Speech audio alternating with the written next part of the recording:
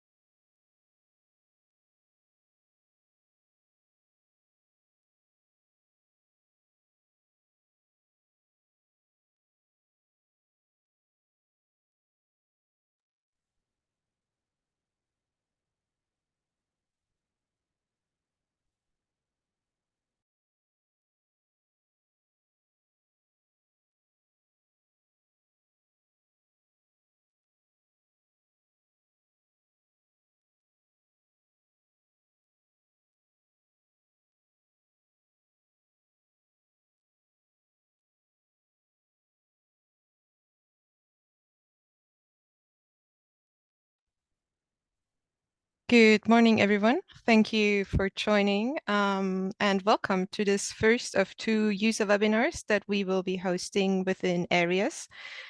So my name is Veronica Otto. I'm the project manager in ARIES, and I am working for VITO based in Munich, Germany. And in ARIES, we are working together with our partners from VITO and LIST in order to develop innovative indicators for the high resolution monitoring of drought and plant water. And we are doing so within an African setting and working with hyperspectral and thermal data. And ARIES is also part of the EO Africa initiative. And as this is an initiative that kind of focuses on fostering partnerships between African and European research entities and users. We also have quite a few partners from across Africa with us here today who will be introducing themselves. So I think it's in order for all of us to get to know each other a bit better and to just know whom we are here with today. I would like to first maybe introduce our partners. So maybe Sharon, you can say something about yourself and your work in ARIES. Yeah, thank you, Veronica. So my name is Jeroen Degriks. Good morning, everyone. I work at VITO Remote Sensing, so a Belgian research institute. We are I'm personally a researcher in the agricultural applications team of VITO. So we are developing products and services for agricultural monitoring worldwide and ranging from high resolution to low resolution products and services. I'm here today with my colleague Louis Snijders. Louis, can you maybe introduce yourself? Hello, good morning. Thank you, Jeroen. So I'm Louis Snijders. I'm currently doing a PhD at VITO, and my main focus is on thermal images, calibration, validation, and I'm especially interested in directional effects. And for ARIES, my main focus is on validation of a downscaling strategy. Thanks, Louis. Yeah, the role of VITO in this project is mainly on innovative development of thermal indicators. We'll talk about a lot more about it in a few minutes, and also the interaction with the African users. So back to you, Veronica. Thank you, Sharon. Maybe Arlene, you want to introduce yourself next and tell us a bit more about LIST's role in the project?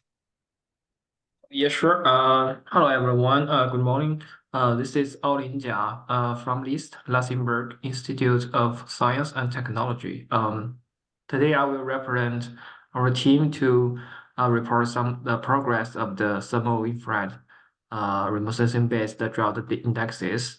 Our project mainly will focus on the thermal infrared remote sensing and the visual transpiration at high resolutions. And we also have the eco stress products, and our PI is Kanishka Malik, and we also have Tian Hu in the teams. That's all. Thank you. Thank you, Arlene. Maybe Kanishka, you want to tell us a few words about yourself as well? Good morning, everyone. Thanks, Veronica. My name is Kanishka Malik, and I work as a lead R&D associate in Luxembourg Institute of Science and Technology in the group of remote sensing and natural resources modeling. So we teamed up for this EO Africa project, and my own expertise is mainly about fundamental model development and model advancements for understanding evaporation and its further application for ecosystem functioning.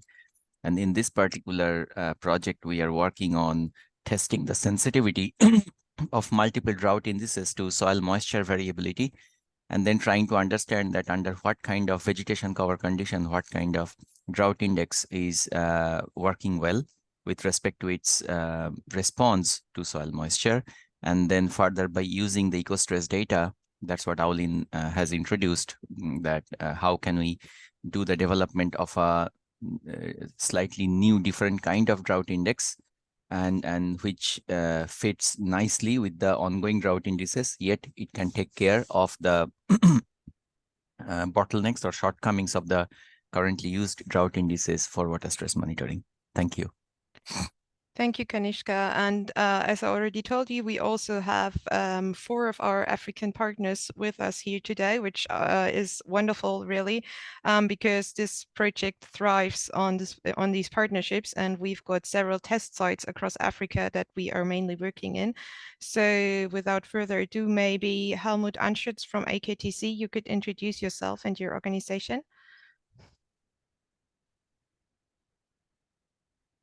Yeah, good morning, everybody. Thank you for having me on the panel. My name is Helmut Anschütz. I'm the team leader of the Zambian-German Agricultural Knowledge and Training Center. As the name already indicates, we are based in Zambia, approximately 35 kilometers north of the capital, Lusaka. And our project is hosted by the Golden Valley Agricultural Research Trust's Chaloshi Farm. Chaloshi Farm is a commercial farm with a total size of 1,400 hectares, out of which we are cultivating about 180 hectares per year. As a training center, we have 2 major activities. One is the training of mechanized farmers, lecturers, students from universities and colleges. The second activity is crop demonstrations and crop production for our trainings. We offer trainings in agricultural machinery. For example, we have a tractor driving school where interested farmers can do a tractor driver license. We do, for example, calibration trainings of fertilizer spreaders, boom sprayers, planters, etc. We also conduct training in farm economics and crop production for wheat, potatoes, and soya. That's also what we are growing. We are having 70 hectares under irrigation. It's a pivot irrigation. One pivot is 60 hectares of size, the other one 10 hectares. And on the pivots, we do 2 harvests per year. We grow winter, and in winter we grow wheat and potatoes. Winter is the European summer here. We don't receive any rainfall at all. All the wheat and the potatoes we grow is under 100% irrigation. And in summer, the rainy season, which we are approaching now, or which has already started in November, we grow soya on the irrigation fields as well as on dry land, 40 hectares, just cultivation under rainfall. As I said, soya and maize and the cover crops. The irrigated fields are already monitored by satellite. I believe Vista is giving the data to a partner, and the partner BayWa, they are advising us with the site-specific irrigation advice. So we get the information. In 10 days, you have to irrigate, for example, 20 millimeters. The north side of the pivot, you irrigate 17, and the south side, you irrigate 20. So therefore, the satellite technology is not new to us. And we are witnessing huge water savings, which again results in saving of labor, in saving of electricity, saving of diesel, for example, which is also additional for the environmental protection. And so since EO Africa is addressing water management and food security, which is both linked to farming, without water, no production, no food, we are very happy to be part of that project as an early adapter. And we are happy to confirm what the satellite is seeing on our fields. And I'm looking forward to have a nice informative webinar. Thank you very much. Thank you, Mr. Anschütz. So maybe we could just go right on to Erwan from ACF. Hi, hello everyone. So thank you to giving the floor. So my name is Erwan Filleul, and I'm leading the surveillance and data analysis department at the regional office for West and Central Africa of Action Against Hunger, which is based in Dakar. Action Against Hunger, ACF, is an international humanitarian NGO that fights against world hunger. Our humanitarian action focus on prevention, detection, and treatment of the undernutrition in order to improve food security. Our international NGO operates in nearly 50 countries around the world for more than 40 years now. At the level of our department, we manage various projects aimed at enhancing our ability to respond to food and nutrition crises in pastoral, agro-pastoral, and agricultural livelihood regions of the Western Sahel. We aim different projects such as pastoral surveillance early warning system with the aim to monitor in real time and forecast pastoral conditions and resources availability such as pasture and water, but also monitor the presence of bushfires. Another project is about agricultural surveillance system with the aim to monitor crop conditions and forecast crop production. For these projects, regarding remote sensing data, we already use products distributed by Copernicus Global Land Service and the Geogram RAP initiative. We are looking forward using new remote sensing products that will emerge from EO Africa ARIES project. One crucial aspect of our applications is to have access to real-time or near real-time products available at a regional scale. So thank you. Thank you. So maybe let's just go right on to Zakari, who is joining us to represent AgriMed today. Good morning, everyone. My name is Zakari Sebo Abdraman. I'm working as a research assistant at AgriMed Regional Center based in Niamey, Niger. AgriMed is a regional center. It's a specialized institution of the Permanent Interstate Committee for Drought Control in the Sahel. It has 13 member states based in West Africa and in the Sahel. Our mandate is to enhance food security, fight desertification, and also we work in the area of water control and adaptation to climate change.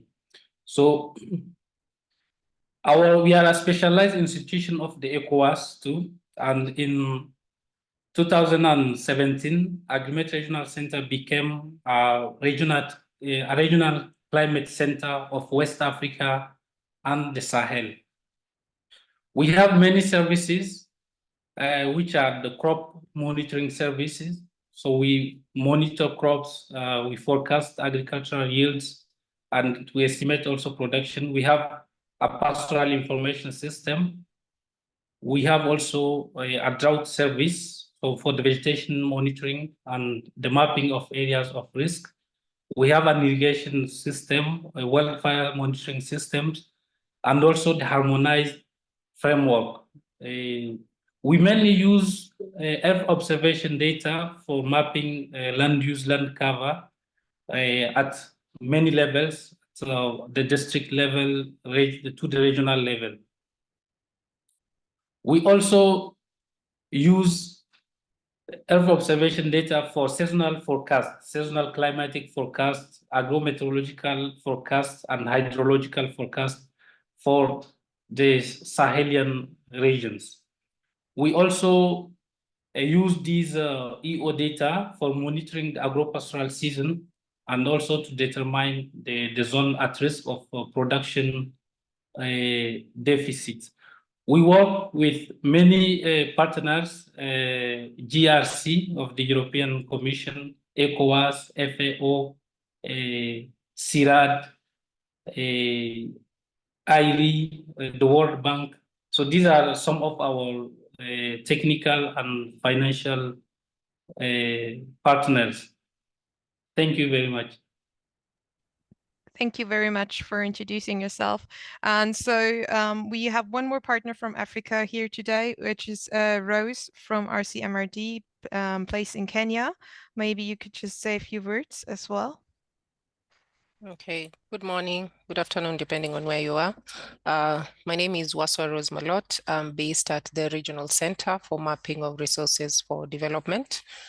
So a little bit about our organization is that we were established in 1975 under UNECA, and we work with geospatial science. Basically, within we work in different thematic areas, the first one being agriculture and food security, as is relevant for this particular meeting.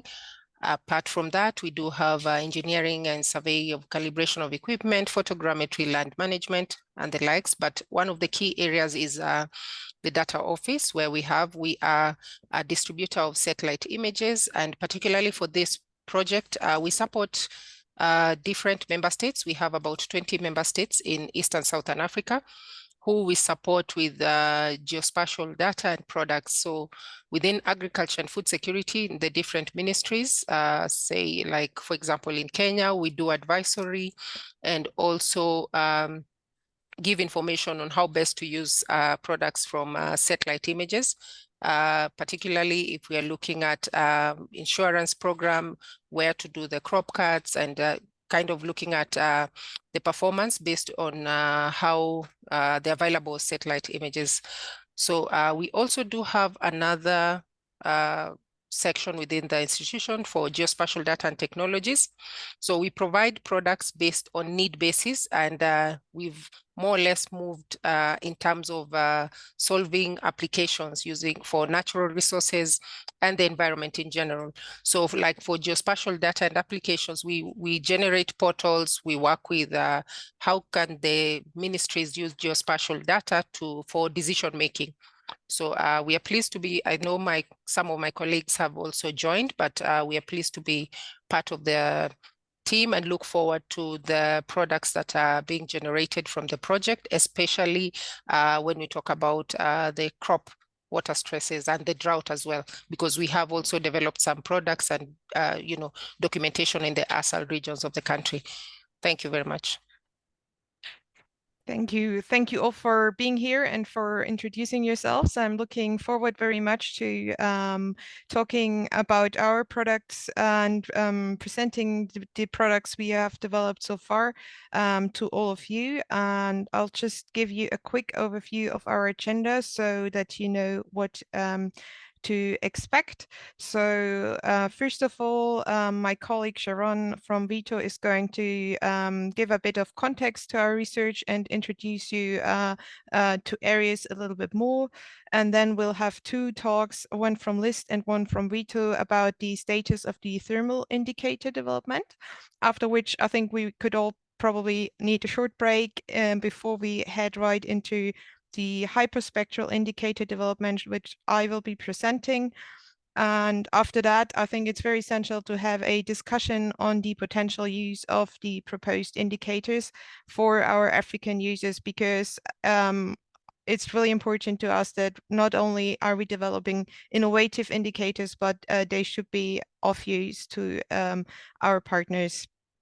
So after that, I'll give you a quick overview what is planned next in the project and what the next steps will be until we finish our project in fall of this year.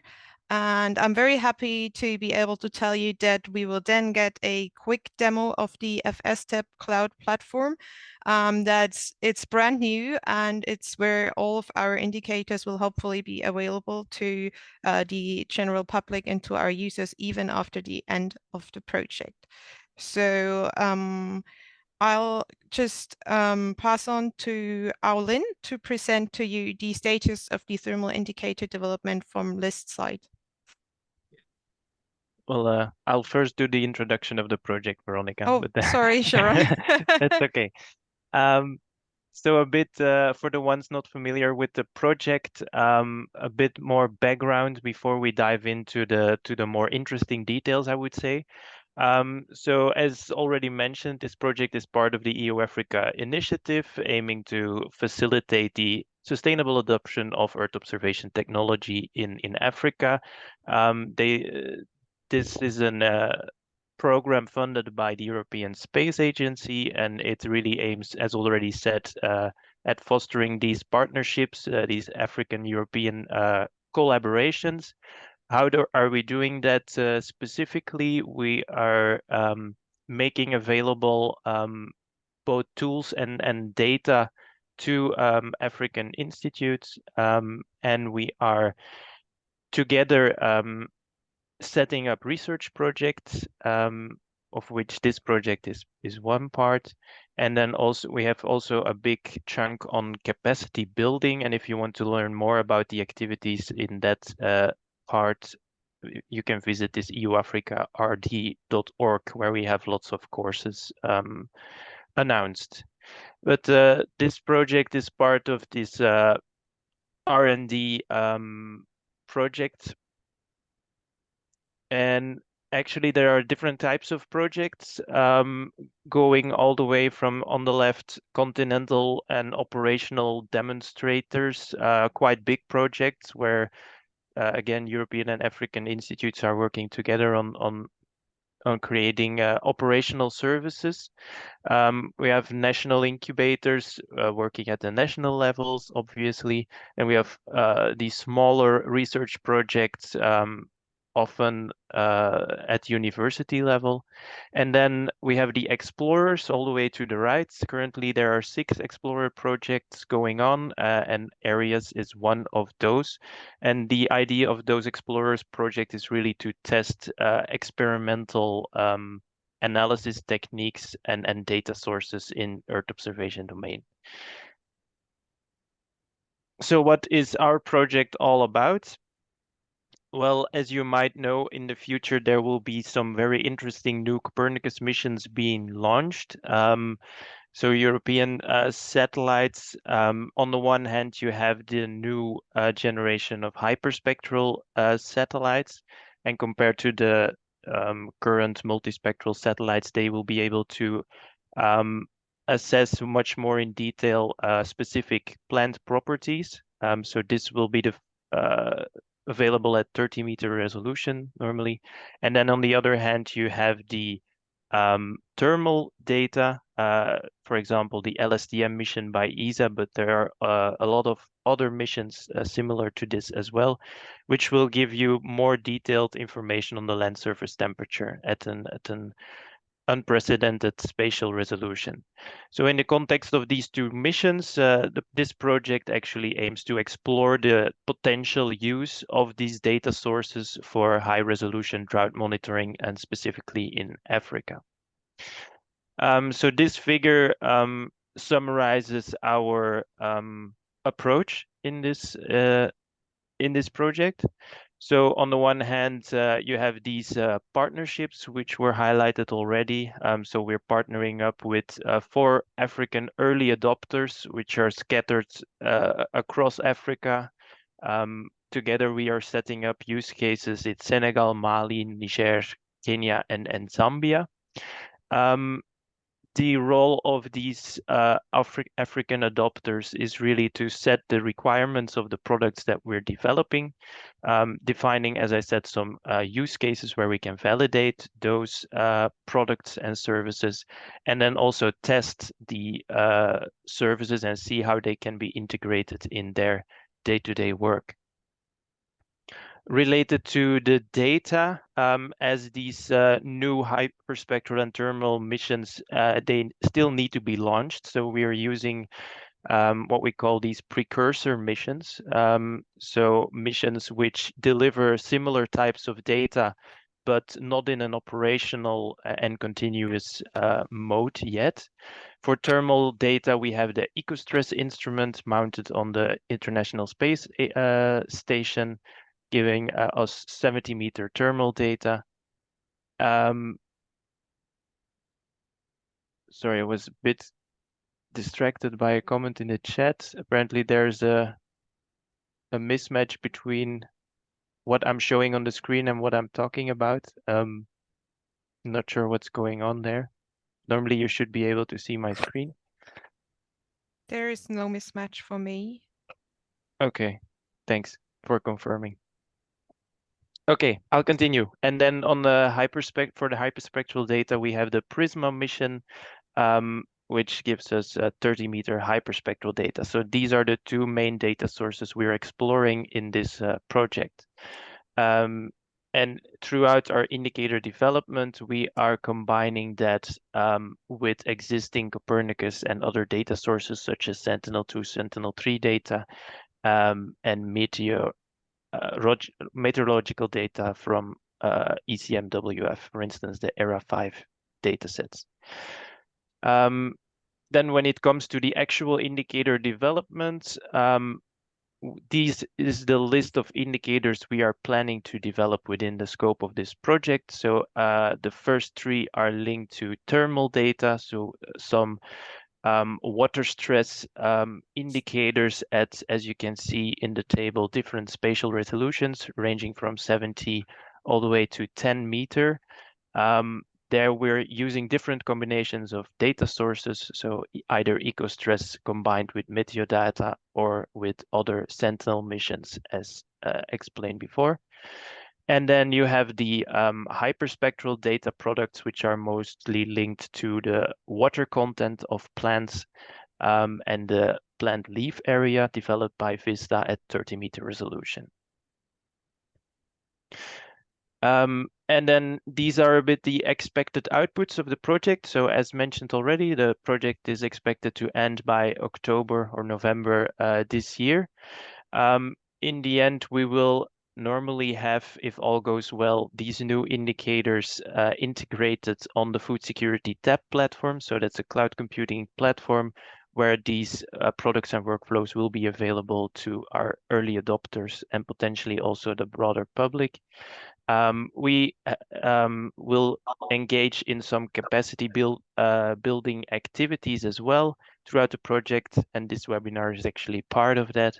But we'll have some more similar activities in the future. And then we'll have some documents listing the implications for policy related to water and food security. And also, very importantly, we'll have some recommendations for these future Copernicus missions based on our activities and findings. So that is in a nutshell a bit what the project is about. And like I said, now we'll dive into more details about the thermal indicator development. Aulin, the floor is yours. Thanks. Let me share my screen. Can you stop? Yeah.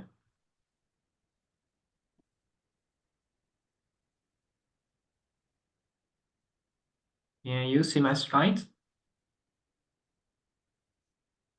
Yes, we can. Okay, cool. Hello everyone. So in this section, I will introduce the status of the thermal drought index development. My name is Aolin Jia, and I'm from Luxembourg Institute of Science and Technology. Firstly, I would like to briefly introduce the background of this the drought. So we all know that Africa has very large population growth and very quick, but it also undergoes a frequent drought events, which pose a significant threat to the food security.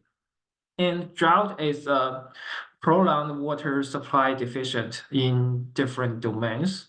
At the beginning, it is a lack of the precipitation, so which is called the meteorological drought. And after duration, it becomes the agricultural drought, which is a lack of the soil moisture and finally affect the crop. And in the end, it will become the hydrological drought and finally affect the runoffs or the stream flows. So at this time, we will focus on the agricultural drought. And the agricultural drought is specifically focused on the soil water deficient that impacts the crops. Therefore, we consider the soil moisture as a key indicator of the agricultural drought.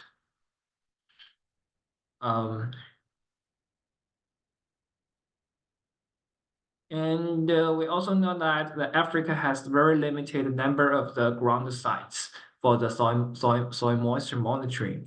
So the soil moisture can be monitored by the ground measurement or the planes or the satellite. And the ground measurement is requires more money to maintain. But it has in Africa it has very limited distribution. So that says the reason why we would like to use satellite remote sensing based drought indexes to monitor the drought over a large spatial scale. So it derived the two critical questions in this study.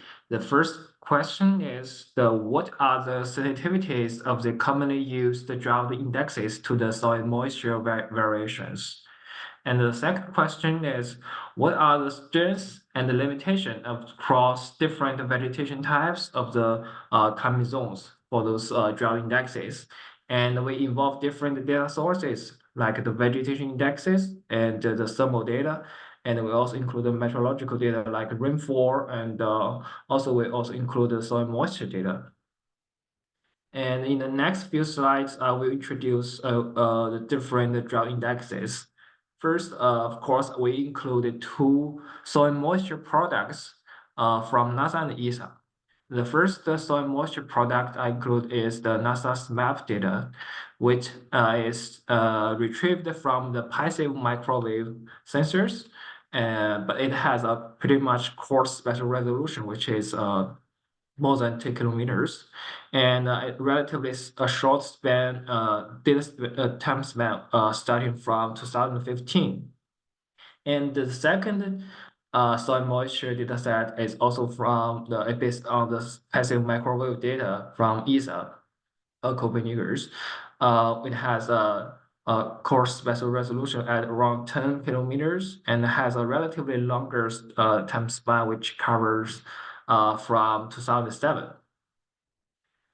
And here's some drought indexes derived from the optical data and the thermal infrared data.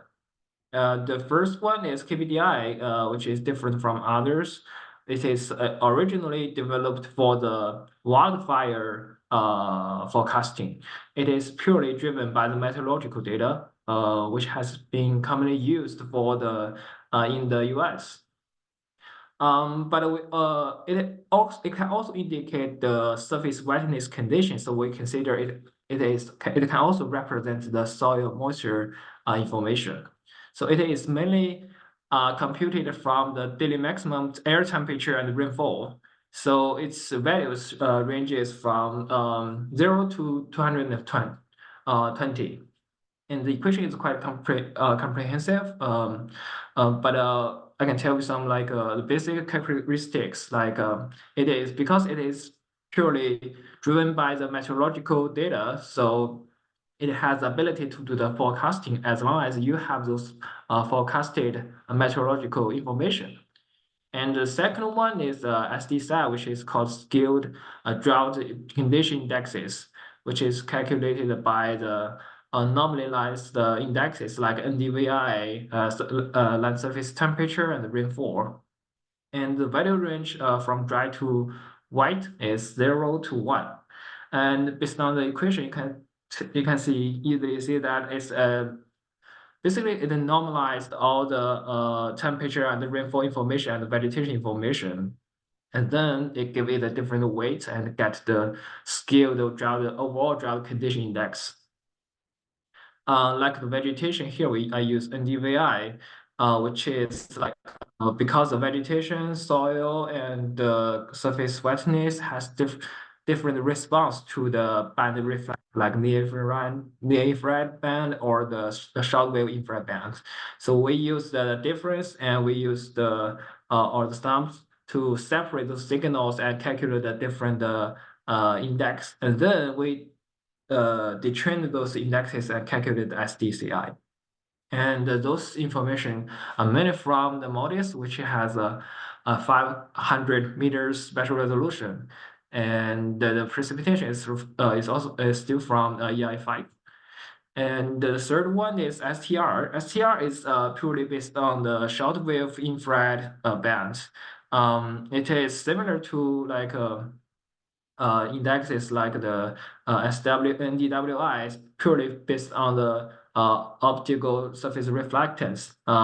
Those band reflectance is sensitive to the surface wetness condition, and they are all from the MODIS, which has the this data has the 500 meters spatial resolution. And the last one is the evaporative stress index, which derived by our product, and it is thermal infrared band based. And the physical interpretation is that it is the evapotranspiration divided by the potential evapotranspiration. So the ET is the actual evapotranspiration in real, and the potential ET is the maximum ET that if the surface wetness is optimal, like if it's enough water and how much energy they received can evap the water, so it is a maximum value. If the actual ET close to the potential ET, which means the surface wetness is high. So if this value is low, which means the actual ET is low, so the surface wetness condition is also like close to very dry condition, and because it's a new sensor, it has a very high spatial resolution. So in the next slide, I will introduce the ground reference I used for the validation or for the sensitivity analysis. So here is the network, which is called International Soil Moisture Network in Africa, which measures the surface soil moisture on the ground. And after the quality check, I selected 36 sites as the ground reference to analyze the performance and the sensitivities of the different drought indexes to the soil moisture. And because it's drought, so we focus on the 2 time scales, which is 8-day and monthly. And we also focus on 2 perspectives. First is the soil moisture absolute value, which is we consider as a overall surface wetness condition, which is like this. Here's the record at one site from 2006 and to 2018. You can see there's a clear seasonality of the soil moisture, the change year by year. And the second perspective we focus is the soil moisture anomaly, which is we consider as a drought condition. We just remove the seasonality and only focus on the anomalies cases like here. If we can see the circles, it has very low anomalies of the surface soil moistures, which you consider as a drought events. So from the first one to second one, we just do the we remove the seasonality, and we also can the overall drying trend, but also we can see some like extreme drought events. So first we calculate the correlation coefficient and standard deviation between the ground soil site soil moisture values with the corresponding drought indexes at each site. So for each month, the ground site has its monthly soil moisture values as a x-axis. And the corresponding like one drought index is also has the monthly value. So if during like past 10 years, it will a lot of scatters in this plot. So if the drought index is perfectly matched with the soil moisture, it should be very like this relationship should be very linear. But each product has its uncertainty. So here's some like a scatter plot. And then we based on those scatters, we calculated the correlation coefficient and to demonstrate the sensitivity of different drought indexes to the soil moisture.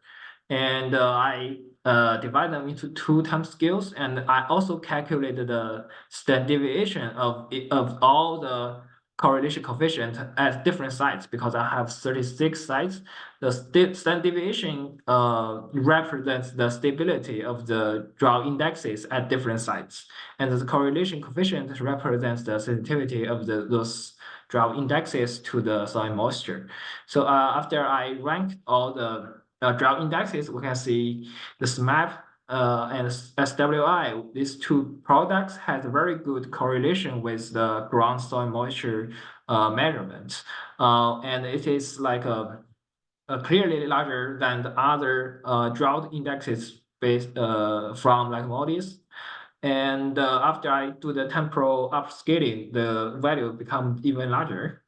And if we compare the soil moisture anomalies, which is represent the drought cases, to the trended drought indexes at this 15 long-term sites, because if you calculate the anomaly, you need a very long-term record. So I only have the 15 sites, which has a longer records. And still, the NASA SMAP soil moisture products and the ESA SWI has a higher correlation with the anomalies, soil moisture anomalies. But compared with the surface wetness condition, which is the soil moisture values, the SDCI has a significant improvement for detecting the anomalies rather than the overall wetness condition. And the NDW has as not as good it performs for the overall condition. So especially like for the SDWCI at the monthly scale, it is even close to the SWI. The SMAP and SWI perform very well because they directly observe the soil moisture condition, but they have a very using the passive microwave data, but they have like a relatively cost spatial resolution. And then we do the temporal analysis based the anomaly and to analyze the anomaly signals to see if different drought indexes can capture the drought trend and the extreme drought anomalies. So here's different drought indexes. The left y-axis is the site, soil moisture, the blue anomaly variations, and the right side of each subfigures are the drought indexes, which marked by orange color. And we can easily see that the drought index overall capture the no matter the the drought anomaly variation, but also the some drought extreme cases. Here's SWI, this is STR from MODIS, and this is KPDI, which is the meteorological drought indexes. And here's the SDCI, which is the combination with MODIS and EI5. And I also found that if it include the NDVI-based index, it has like a 1 month or 2 months delay compared to the soil moisture anomaly. Like here, which is not shown in other drought indexes, which means because for the vegetation, it usually has the resilience of the drought hazard. So probably you include some vegetation indexes, we should be careful, like at the especially for the 8-day scale, it could have some delay effect compared to the direct signal from temperature and soil moisture. And because like the KPDI and those indexes are not works well, does not work well as other indexes. So we did some detailed analysis why those indexes have is not as good as other indexes. So we did some specific analysis for the KPDI. And here's also the temporal variation of the KPDI and soil moisture. And also I include this map as a reference. We can see like for the rainy wetting season, like the rainy season, it does not, the KPDI does not perform very well, and the correlation is low. But for the drying season, like here, the soil moisture is continuously becomes lower and lower, and but the KPDI capture those signals because it has a upset the correlation. So we can see it's very linearly correlated. So if we plot the scatter plot, divide all the scatter plots into drying season and the wetting season, we can see like the red scatters are the drying season scatters, and the blue scatters are the wetting season scatters. We can see the KPDI, here is the subplot of KPDI. Its correlation with the soil moisture has significantly improved. It tells us the KPDI has a very good correlation with soil moisture, but only at the drying seasons. And if we summarize the correlation coefficient, only focus on the drying season, the KPDI's ranking is significantly improved. And we suggest us if we use KPDI, we can only focus on the dry seasons. Here's the because like it has relatively larger standard deviation, which means not all the indexes works all the land curve types or the climate types. So we separate those different surface conditions and to see which climate types or the land use types drought indexes perform the best. So I included all the different like because I only have the 36 sites, so I have the tropical, arid, hot climate types and temperate climate types, and I also have 7 land cover types. different crop and natural vegetations.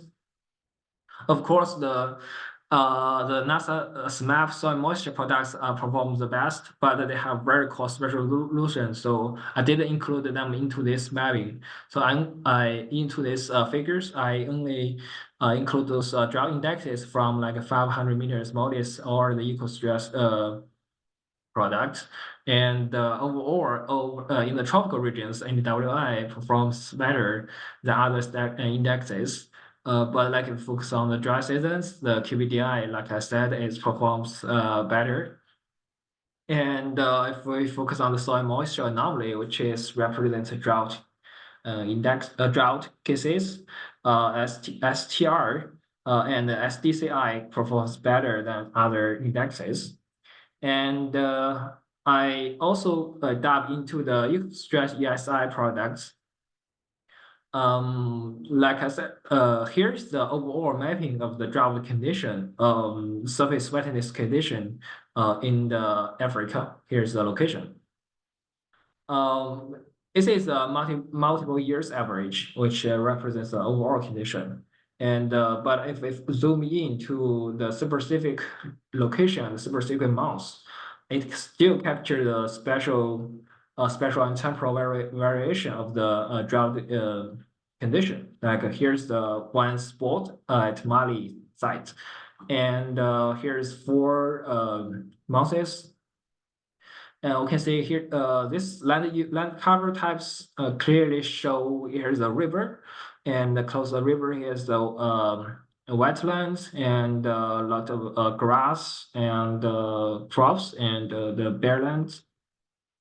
And the eco-stress ESI can capture the spatial textures of different land covers, and also from different July to October, the surface, especially for the wetland regions, it become wetter after four months, and it shows clearly the special details. But still, like it has a large data gap, like here, which is caused by the cloud cover. It has limited like a revisit frequency, and plus the cloud cover, so the data gaps in EcoStrat is quite high. So we are still working on this part, and to better see the difference of spatial resolutions, I compare different maps of drought from different drought indexes.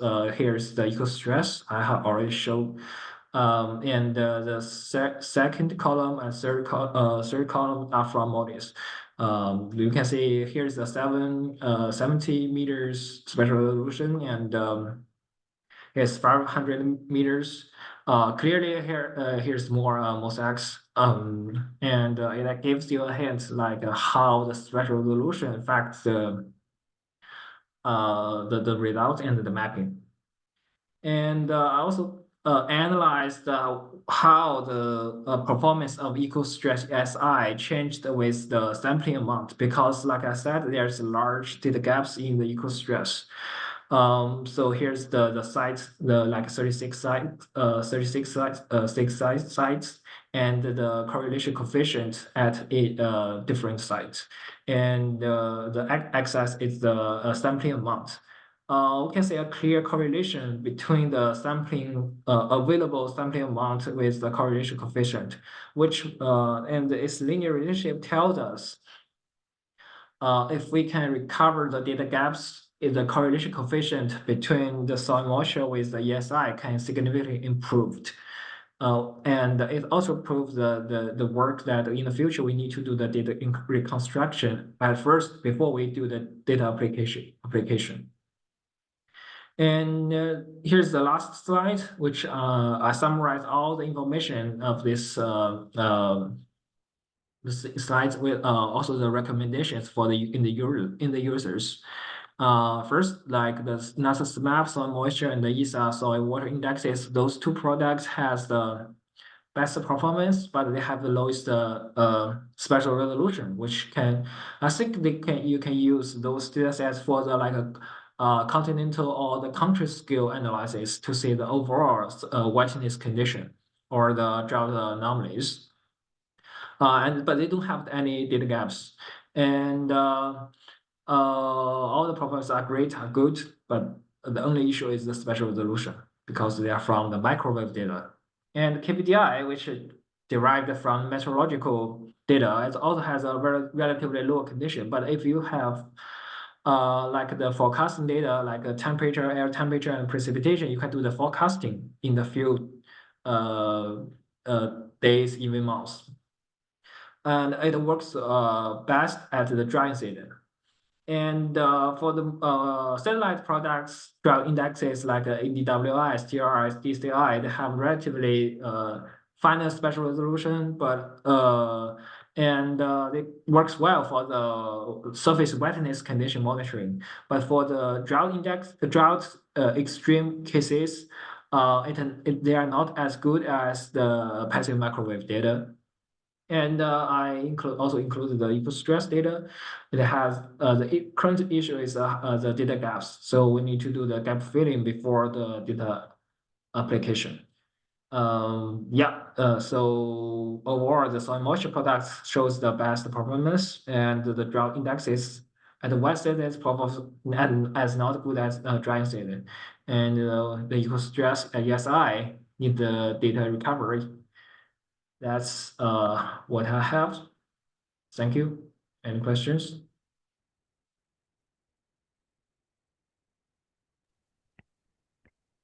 Thank you, Olin, for your presentation. There are not any questions right now open in the Q&A section.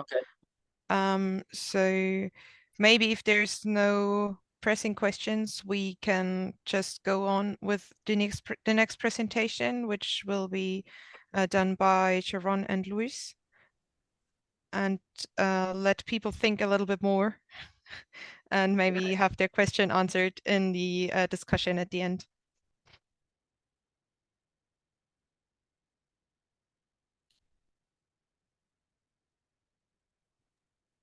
Yep, here I am. Thanks, Veronica. Let me put this in full screen. Okay, so we just heard about the most recent developments on thermal indicator development made by LIST. So we at VITO, we are also at the same time working on other thermal indicators for drought monitoring. And with this presentation, we would like to give you a quick update on the status of that. So first, a bit of context. Why are we looking into thermal data for crop monitoring and drought monitoring? As you probably all know, this process of transpiration is actually, has two main roles. It drives the biomass production on the one hand in a plant, but also actively cools the plant and the leaf surface. So what you typically see in a well-watered plant is that the stomata in the leaves are open, so there's an active flow of water from the soil through the plant, and you have a relatively cool leaf surface. Whereas as soon as the plant experiences drought stress, the stomata will close to limit the loss of water, and as a result, the leaves will start heating up.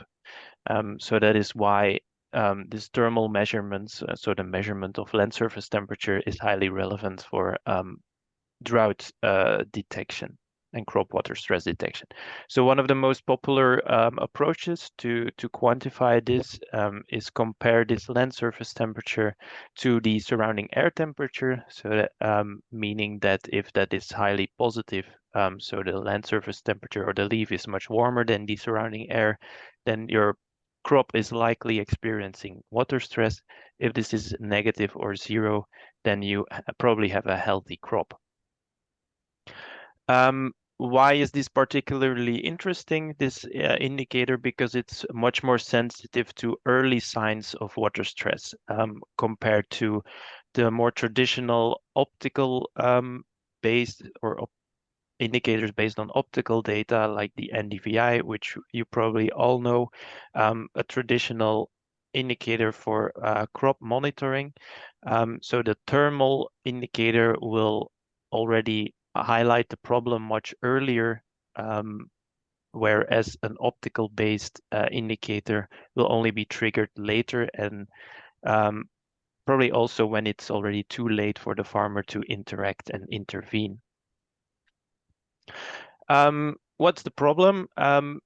If we want to do this crop water stress monitoring at the individual field level, ideally we need land surface temperature data at high spatial resolution, so at least 30-meter resolution, but also with a high revisit frequency, ideally multiple observations per day, so that you can nicely follow up how the crops are doing, because water stress is also something that evolves quite rapidly through time depending on water availability.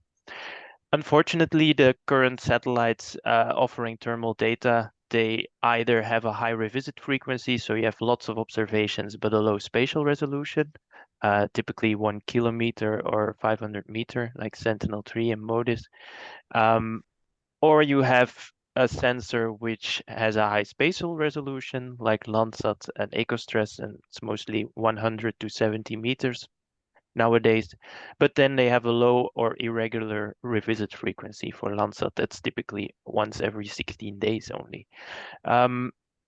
So you want both, and how can we accomplish that? Up till now, and while we are waiting for these new thermal satellite missions, we approach this problem through data fusion. So I've seen that the original author of this particular approach is also in the webinar. So if you have detailed questions on this, he will be happy to answer that as well in the chat. But this is one of the approaches that have been proposed recently, this Sen4ET project, where they use the fusion of Sentinel-3 land surface temperature data at 1 kilometer with Sentinel-2 data at 20 meter to produce these very nice high-resolution land surface temperature images at 20-meter resolution. So that really allows you to see what's going on in individual fields. I'm not going into too much detail on this methodology here, but basically what they do is they establish a relation between land surface temperature and optical data at low resolution, and then they apply this relation at the high resolution to come to this high resolution land surface temperature product. The question you should probably ask yourself, is this approach too good to be true? Because as you see here on the right of the screen, you go from 1 kilometer, so very low resolution information, to 20-meter resolution, and it almost seems a bit like magic sometimes if you look at this, how these images are generated. So what we're doing in this project here is we're actually using EcoStress data at 70 meter to check this fusion approach, and perhaps introduce an additional correction on this high resolution land surface temperature based on the 70-meter data. And how we're doing that is something that my colleague Louis is going to explain to you. All right, thank you, Jeroen. So indeed, we want to validate this data, since we are going from 1 kilometer resolution land surface temperatures up to 20 meters. And to validate this, we use EcoStress data. So first of all, we select a region of interest, for example, a region in Niger. We generate our high resolution land surface temperatures from Sentinel-3 and Sentinel-2. And then we are going to select simultaneous observations from EcoStress. And with simultaneous, I mean observations that are not more than 10 minutes spaced from each other, such that we do not have any temporal effects. It's also important that the viewing geometry is similar for both sensors, such that we do not have directional effects, or that we have similar directional effects. Then for each pair of images, we can compare the data, and we can get a difference image. And if we have lots of images, we can do a data analysis. Let me give you a specific example. Do I have control, Jeroen? I think. Yes, I have. Cool. So here's a specific example. So on the left side, you see a high-resolution Sentinel-3 image after using the SUNET algorithm, and an ecostress. Okay. And an ecostress image, and we can take the difference of both. So as we mentioned, the Sentinel-3 images are downscaled to 20 meters, but to get a difference image, we need to upscale it again to 70 meters to have the same resolution as ecostress. On the right side, you can see the difference image, but to give you a better idea of how well the upscaled Sentinel-3 represents ecostress, I'll show you a histogram. So here on the left side, you see all the pixels, all the pixel pairs, so difference in temperature between Sentinel-3 and ecostress. And on the right side, you see a correlation graph. As you can see, for this specific pair of images, we have an average temperature difference of 0.6 Kelvin and a standard deviation of 0.9 Kelvin, which appears to be quite good. However, it's difficult to draw conclusions based on only one image pair, and therefore it's important to take multiple image pairs into account in our analysis. For our analysis, it's important to look at some variables that might influence the algorithm, and I listed some over here. So for example, the land cover, we are curious whether the algorithm performs equally well for each land cover. So for buildings or for crops, does it perform equally well? Also, the time of observation is important. We have observations in the morning, but also observations in the evening. We have summer observations, also in winter. So it's important to see whether all observation times perform equally well. And then also, does the algorithm perform well at high temperatures, but also at low temperatures? So those are things to look at. First of all, for the land cover, we use ESA world cover data. This can also be found on Terrascope, which is a product from VITO. And on the right side, you see all the different land covers. If we focus now on one land cover, for example, cropland, we can get all the different matches. So for the cropland, we have 6 matches, and for each match, I draw the histogram of the difference in temperatures between Sentinel-3 and ecostress. In the legend, you can see all the observations. This is the date, so it's the year 2020, 7th month, the 8th, and then here you see the time. And especially the time is important in this graph because you can see that we have 3 evening observations and 3 morning observations. If you look at the evening observations, you notice that they all have a positive value in our graph. And for the morning observations, we all have negative values. So does this mean that for evening observations, Sentinel-3 is overestimated, the land surface temperature, and in the morning it's underestimated? It's quite difficult to say based on 6 observations, but it might give an indication that we might need a different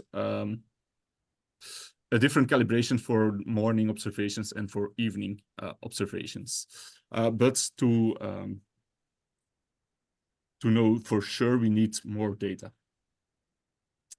What you see here are again all the pixels, all the pixel pairs. So we have Sentinel-3 data and ecostress data for the same pixel. You can see we have different classes. And for all the classes together, I plotted a regression line.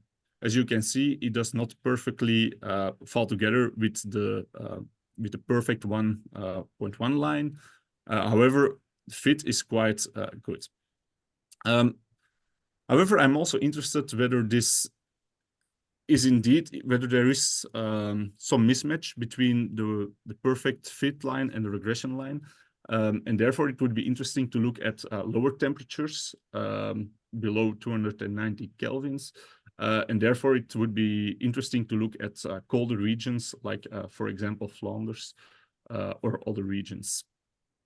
And that's what we will do next. So we are currently collecting more data from Flanders. I'm also looking into South Africa, so that for each land cover, we can divide data into a morning and an evening data group.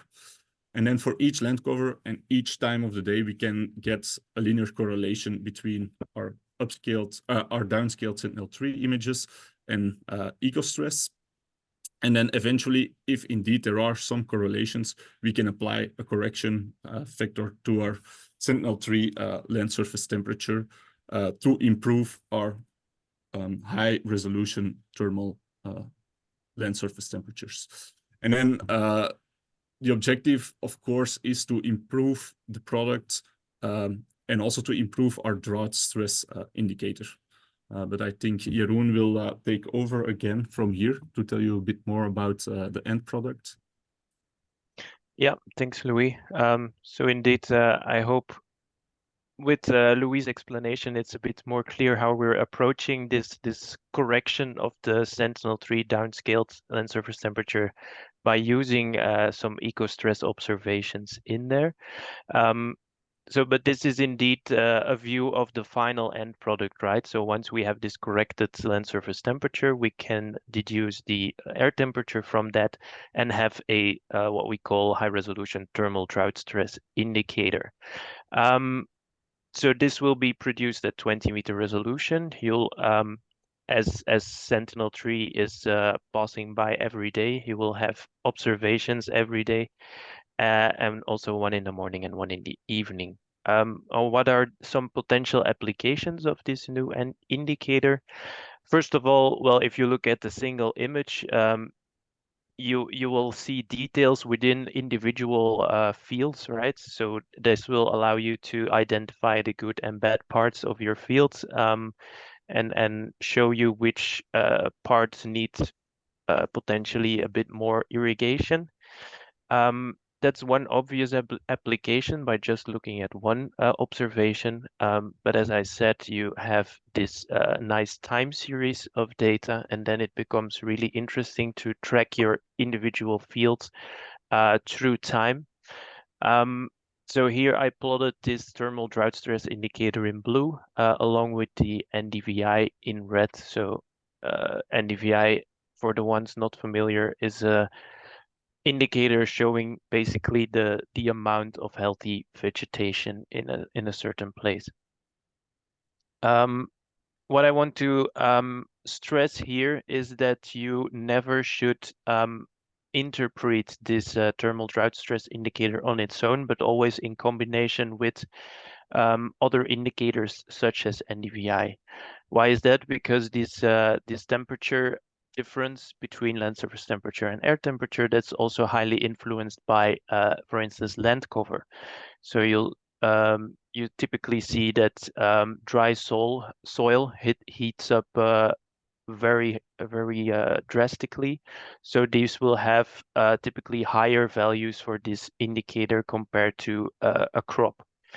So this means that if you at some point see that your thermal drought stress curve or indicator is rising, and at the same time your NDVI is dropping, that probably will point to some kind of land cover change. So for instance, a harvesting event of your crop or complete change in land cover.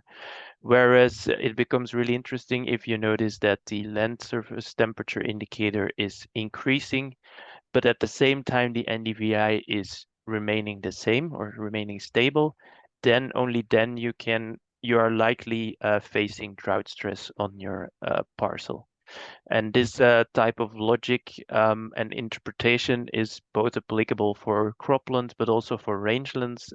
Some of the early adopters here were particularly interested in pastoral systems, in monitoring pastoral systems. So also there, these type of interpretation can be applied to check the status of the fodder crops for the cattle. And then another interesting application would be if you then combine it with precipitation data as well. So for instance, if you see that your drought stress is dropping, so the NDVI is staying the same, so there's still a crop on the field, but you also notice that there's no precipitation going on, and this combination of indicators will then point probably to an irrigation event. So by combining this thermal drought stress indicator with other data, you could potentially start identifying individual irrigation events. And for irrigation managers, this is particularly useful to track irrigation activities over a large scale. So what we're doing now, next steps is we're finalizing this indicator, and then we'll, together with the African adopters here in the call, apply this to various scenarios. So we have an irrigation scheme in Mali. We want to monitor rangeland systems in Niger and Senegal, and also detailed cropland systems in Zambia. So we'll see how this indicator in practice can help monitoring all these different cases. And that was actually it from my side. I'm a bit ahead of schedule, but I don't suppose you will mind. Maybe we can quickly address some questions already occurring in the Q&A. I see Aulin is already active in answering some of those. Let's quickly have a look. So there were actually two questions from Khaled. So thanks for being active, Khaled. One was on can we use the data to detect agricultural expansion activities? I think there Aulin has also answered already, but there you have other products which would be a bit more relevant there. You have typical land cover products, or even the optical, the traditional indicators, which can already point you to changes in land cover. These thermal indicators we have been talking about, they are mainly working to detect drought stress and water stress in crops or rangeland systems. Yeah, and Aulin is also referring there to this Copernicus global land product, land cover maps at 100 meter. You also have world cover as shown by Louis, which is at 10 meter resolution. And these world cover layers will receive regular updates in the future as well, which will allow you to track agricultural expansion. And then Khaled, you're asking also about the data availability for North Africa. So all the data that we're using here, so the eco-stress data mainly. Oh, let's first start with the Sentinel-3. So that's a global mission, an operational mission. So that's for sure available. Both Sentinel-2 and Sentinel-3, of course. And then the eco-stress data that we're using, this is actually, one of these precursor missions, as I explained. So it is available globally, but you never know for sure which during which periods of time eco-stress observations will be available for your particular area. So it just depends on the course of the International Space Station, basically. I don't know, Tian or Kanishka, you want to add something about availability of eco-stress data?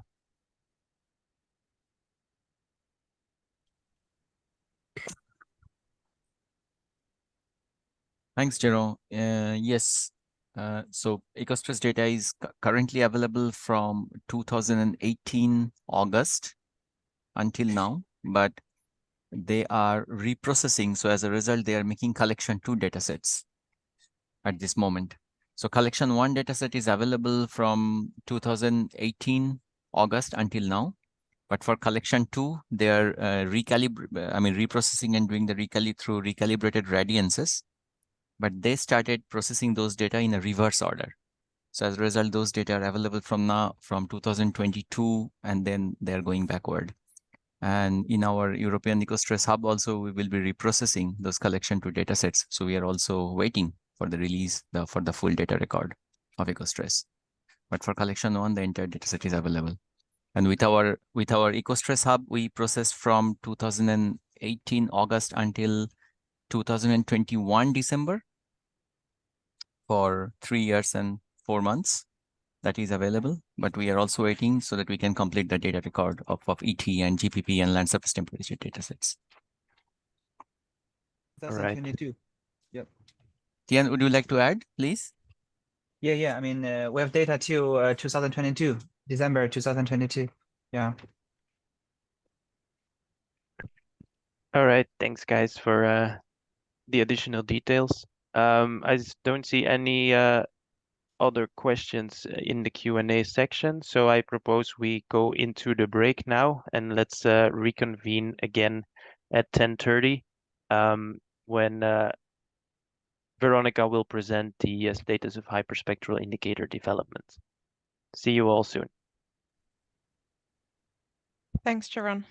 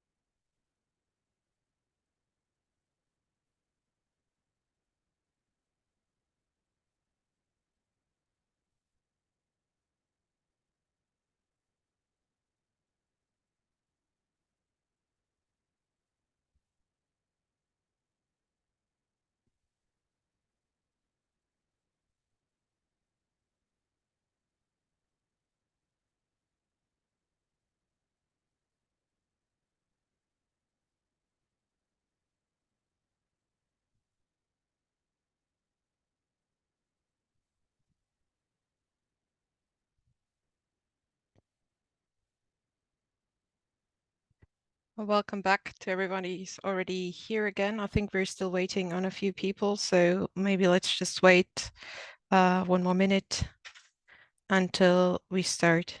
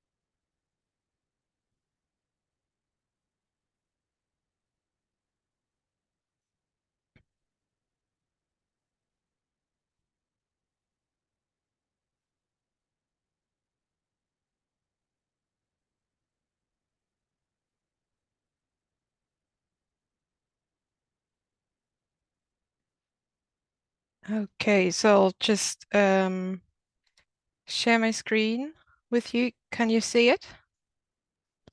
Yes, we can. Perfect. So again, my name is Veronica Otto. I'm working for Vista, and I've been working mainly on the hyperspectral part of our project. And in the hyperspectral part, we do want to use hyperspectral data, upcoming hyperspectral data for the monitoring of plant water mainly. I'm not sure how many of you have worked with hyperspectral data before, because it's quite a new technology if you talk about hyperspectral data from space, at least. So I'll just give you a quick introduction into what it actually is and how it differs from the multispectral data we have come to love and use a lot. So in ARIES, we are mainly working with Prisma data and ENMAP data. Both of them are European sensors that have been around a bit longer in the case of Prisma, and have been producing data since the beginning of last year for ENMAP.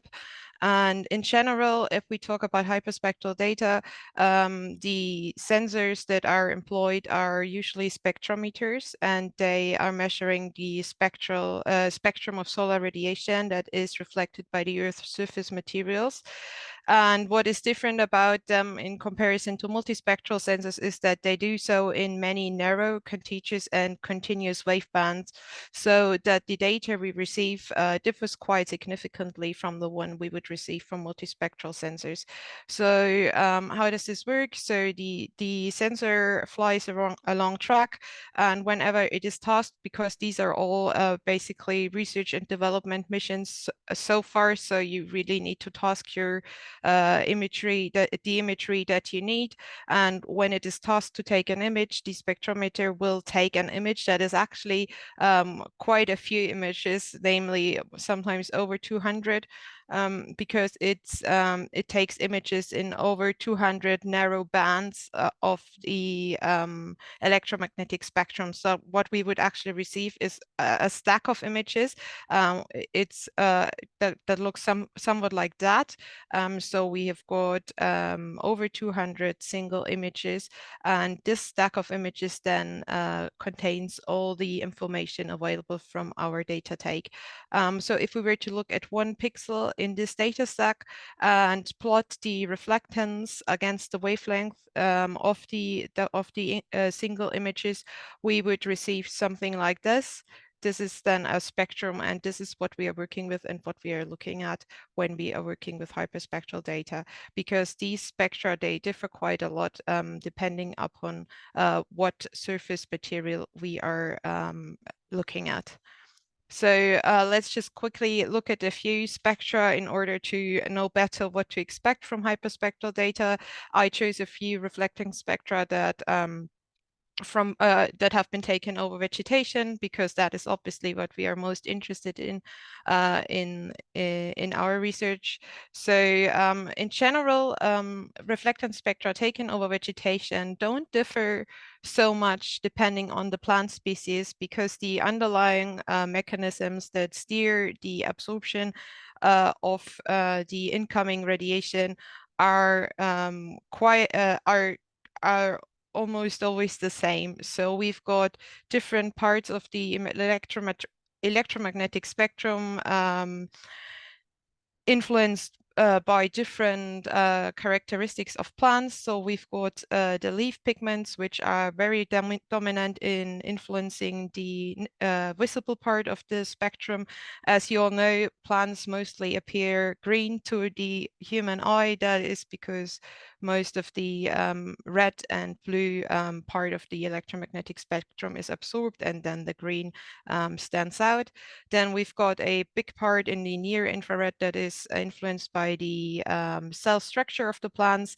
And then in the shortwave infrared, the water becomes the dominant factor in influencing the spectrum, as we can also see with these water absorption features right at 1,400 nanometers and 1,900 nanometers. Water is also, plant water is also something that we are specifically interested in within this project. So here's a few spectra taken over plants with different leaf moisture contents. And as we can see, with increasing moisture content, the reflectance is going down all over the spectrum, and we also see that the water absorption features here at 1,400 and 1,900 nanometers get wider and deeper as well. And this is then something, of course, that we would like to exploit in our approaches. It is also possible to differ between green vegetation and dry vegetation. We again here see a spectrum that has been taken of a green vegetation with the characteristic features. And then, as we can see, as the plants decompose, there is more reflectance in the red and blue wavelength, and then we also get a general we get some more absorption in the near infrared areas of the electromagnetic spectrum as the cell structure of the plants decomposes, and then we get obviously more reflectance also in the water absorption areas of the electromagnetic spectrum. What is quite interesting, because as we are working in very different areas, and we will also be seeing quite a bit of soil, and does need to pay attention to it in our methods, is that we can, even though the soil and dry vegetation spectra are more similar than, for example, the green vegetation and dry vegetation spectra that we would expect, we can still differ between the two, especially because we have these starch and cellulose absorption features right here that we don't have and don't see in soil spectra. So after you've now gotten like a basic idea of what these spectra can look like, I would like to introduce to you the test site that we've been working with most. Mr. Anschutz might know the site. He has been working with us, and he has told us about the plants that were being planted there during the past year. So we have been concentrating mainly on these two irrigation pivots in our work, but we've also or are planning to explore more these dry lands down here. We haven't really been able to do so since we only started gathering our hyperspectral data from March and April last year, and that's basically as you can see, that's the dry season, and so not much was planted there. So our development so far has really been based on these irrigated areas, and we can already see when we look at the availability of hyperspectral data that we have got a lot of data available during the dry season. but that it becomes a lot more challenging or difficult to receive data during the wet season, because obviously clouds and cloud shadows will are posing problems right there. And then there's also the problem, especially with Prisma, with geometric offset. So we do have to do quite a bit of georeferencing there. And with Nmap, we've had the problem that the load on the satellite observation planning system is quite high. So it's not easy really to get your hands on the data that you need. But with AKTC's test site, we have been quite lucky, and we have quite a few data takes available that we can work with. We opted for working with a open source software because everything that we want to produce within ARIES is supposed to be available publicly and to all of our users and everybody else interested, even after the project lifetime. So QGIS, you might have been working with it, is open source. And then there's also a plugin available, that's the Nmap Toolbox, which is also free and open source, and it allows us to visualize and process the remote sensing data, and to do so with a specific focus on hyperspectral data. So it offers a graphical user interface, which might be really helpful to some of you that are happy to be prompted to just put in the kind of information requested and not do much more. And then it's also possible to visualize and collect spectral profiles within the Nmap Toolbox plugin, which is quite helpful when you want to explore your hyperspectral data. It offers, in general, it just offers quite a few algorithms that can be used to work with EO data more in QGIS. And then what we've been working with mainly is applications that are specific to imaging spectroscopy, for example, the agricultural applications. And for you to get a feeling for what these applications do actually, how they do work and what they look like, I just want to give you a quick demonstration of the Nmap Toolbox. I hope you can, oh yeah, this just stopped the, let me just, a quick demonstration. Can you now all see my QGIS project, hopefully?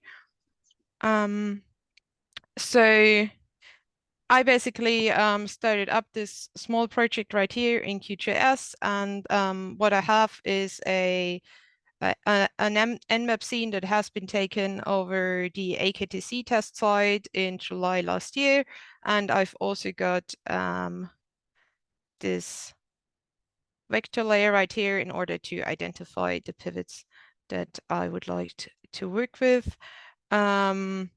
So this is the icon to start up the Nmap Toolbox. I think I've already got it started right here because sometimes it takes some time. So I wanted to make sure it works right now.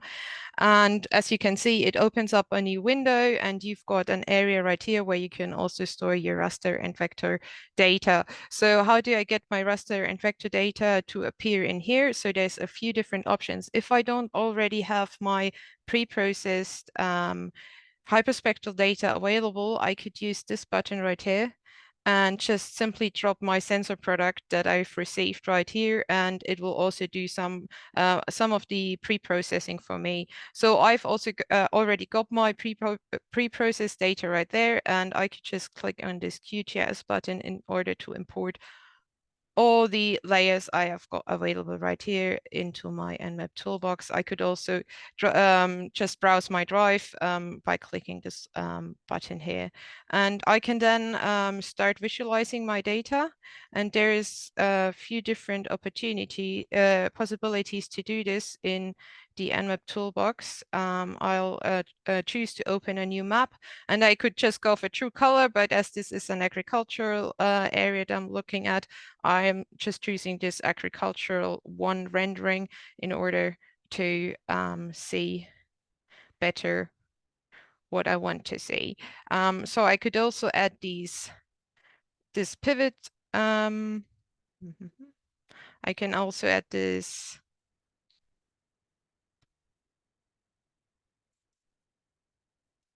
pivot vector layer in order to, again, navigate to the area I'm interested in. And as always in QGIS, I just get like a default rendering that I don't really like, and I'll just change it quickly in order to be able to see where I am. And now I can start exploring really the hyperspectral data that I have here.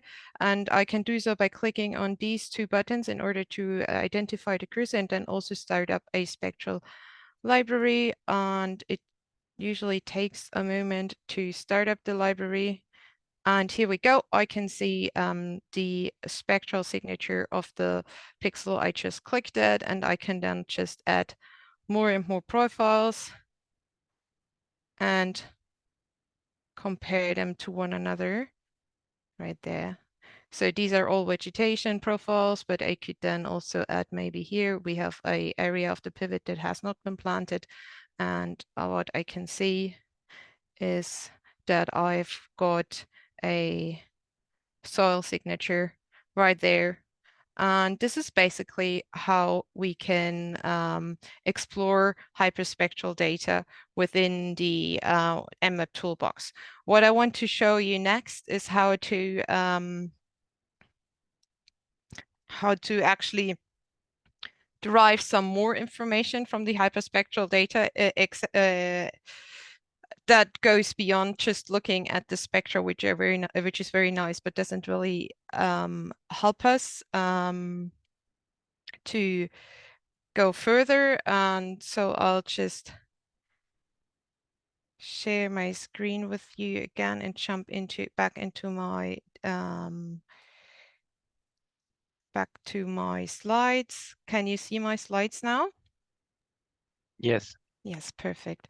So, so which parameters are we actually interested in? So for us in ARIES, it's mainly the leaf water that we are interested in, but also the leaf area index that we would like to further explore.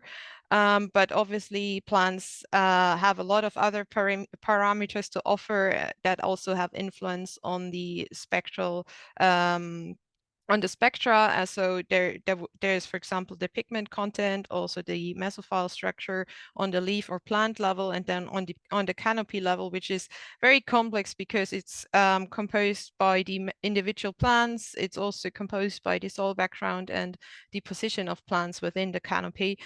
We've got quite a few parameters here, the leaf area index, obviously, then we've got the leaf inclination or leaf angle, the albedo, and also obviously because the soil is in the background, the soil moisture is important here as well. And in general, it is important to know that it is quite difficult to interfere the leaf traits from remote sensing observations because the strength of the signal transmitted from the leaf to the canopy level is controlled by the canopy structural variables such as leaf area index or the leaf angle distribution. So usually the leaf area index and the leaf angle are quite important to pay attention to if you want to know anything about the rest of the plants as well. So how are we going about retrieving these parameters that we are interested in? So we start out with these plant or canopy parameters that we would like to know about. I would like to call them like the target parameters. And then obviously we also have to pay attention to all the other steering parameters as well. And what we want to use in our approach is a radiative transfer model, namely basically two models, one to model the leaf and one to model the canopy. The one is called Prospect, the other is called For Sale, and it's a very established method of, these are two very established models in order to do the radiative transfer modeling. And for us, it's also been a key selling point that they are already implemented within the ENMAP toolbox. So I think they will be amongst the best for users to just simply jump on and use them as well.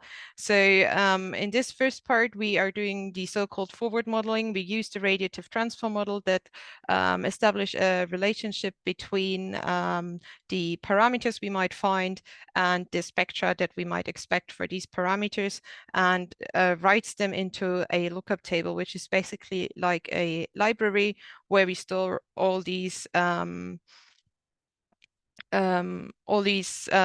of parameters, parameter sets and spectra that we expect. We can then use this lookup table and pair it with the hyperspectral data we actually have available, and do something called spectral matching. So we match the spectra found in the hyperspectral data with the spectra that are available in our lookup table. And using the radiative transfer model again, we do an inversion of our lookup table and then arrive at the plant and canopy parameters that we would expect in our hyperspectral data. So this is also something that can be done in the Nmap toolbox, and it's the next step that I do want to show you. So we've left right here where we've been exploring our hyperspectral data a little bit, and now we want to jump to the agricultural applications that I've been talking about. We are using one of the agricultural applications, and so our first step would be to do the forward modeling part and to create our lookup table. So this requires quite a bit of information from our side, and this can also kind of be the main challenge when applying this model. First, we need to give the model the information about what kind of sensor we are using. I created a sensor from my imagery because it's pre-processed, so it has a reduced amount of bands, and you could easily do that yourself for any kind of image that you have. And then we have to check which leaf model and canopy model we want to use. In this case, we are using Prospect D and For Sale. And then we have to also give the model some kind of information about what the soil background is. We could load a background spectrum that we have available, which I don't have, or we can use the default soil spectrum, and we then have to define the soil brightness later on. In the future, I hope this option will also become available, which lets you just lets you find a background spectrum in your imagery right there. So what we have to do next, we have to define the parameters and give a range that we expect for these parameters. We have always got 4 options, and I'll just import a parameter set that I have already prepared. So because I think that would make it easier to explain to you how these different types of giving parameter information work. So at first, if we don't really know what the parameter looks like, and if we expect it to not differ that much between the single pixels, we could just assume it to be fixed. Then there is the option to have a Gaussian distribution or a statistically uniform distribution. I chose that option, for example, for chlorophyll A and B, and also for the water content. And after we've given all this information, I jump to the canopy model. Here again, we have to give these parameters, and here one of the parameters I'm distributing logically. In this case, that's the leaf area index, because it has such big impact on the overall result, and you're not supposed really to give to logically distribute more than one parameter, because that will just up your processing time quite a lot. So we can then choose how many statistical drawings we want for the Gaussian and uniform distribution. If we want a smooth result and don't mind to wait longer for our results, I always suggest to use a very big size. If we just want to do some testing, I'd go lower, but the results will not be as smooth. We obviously we have to select a folder where we want our lookup table to be stored and also give it a name. And then we can get a small estimate on how long this will all take. And as you can see here with my 10,000 statistical drawings and also my logical distribution of the leaf area index, this would right now take approximately 24 minutes just to create the lookup table, not to actually invert it with the hyperspectral data later on. And I'll just close this window right now, because if I click on run the lookup table, it'll just take that time. But I've already prepared the lookup table, and I can just now show you how you can invert it. Again, we click on agricultural applications, and then we'll invert the lookup table this time. Here we have to give the input image that we want to analyze. We have to choose the lookup table. That's the one that we just created. We also have to define the name and the place where it needs we want it stored of the output image, and we have to decide whether we want it stored in the single file or an individual file. I usually choose single file because it makes things less messy, but that's really up to you.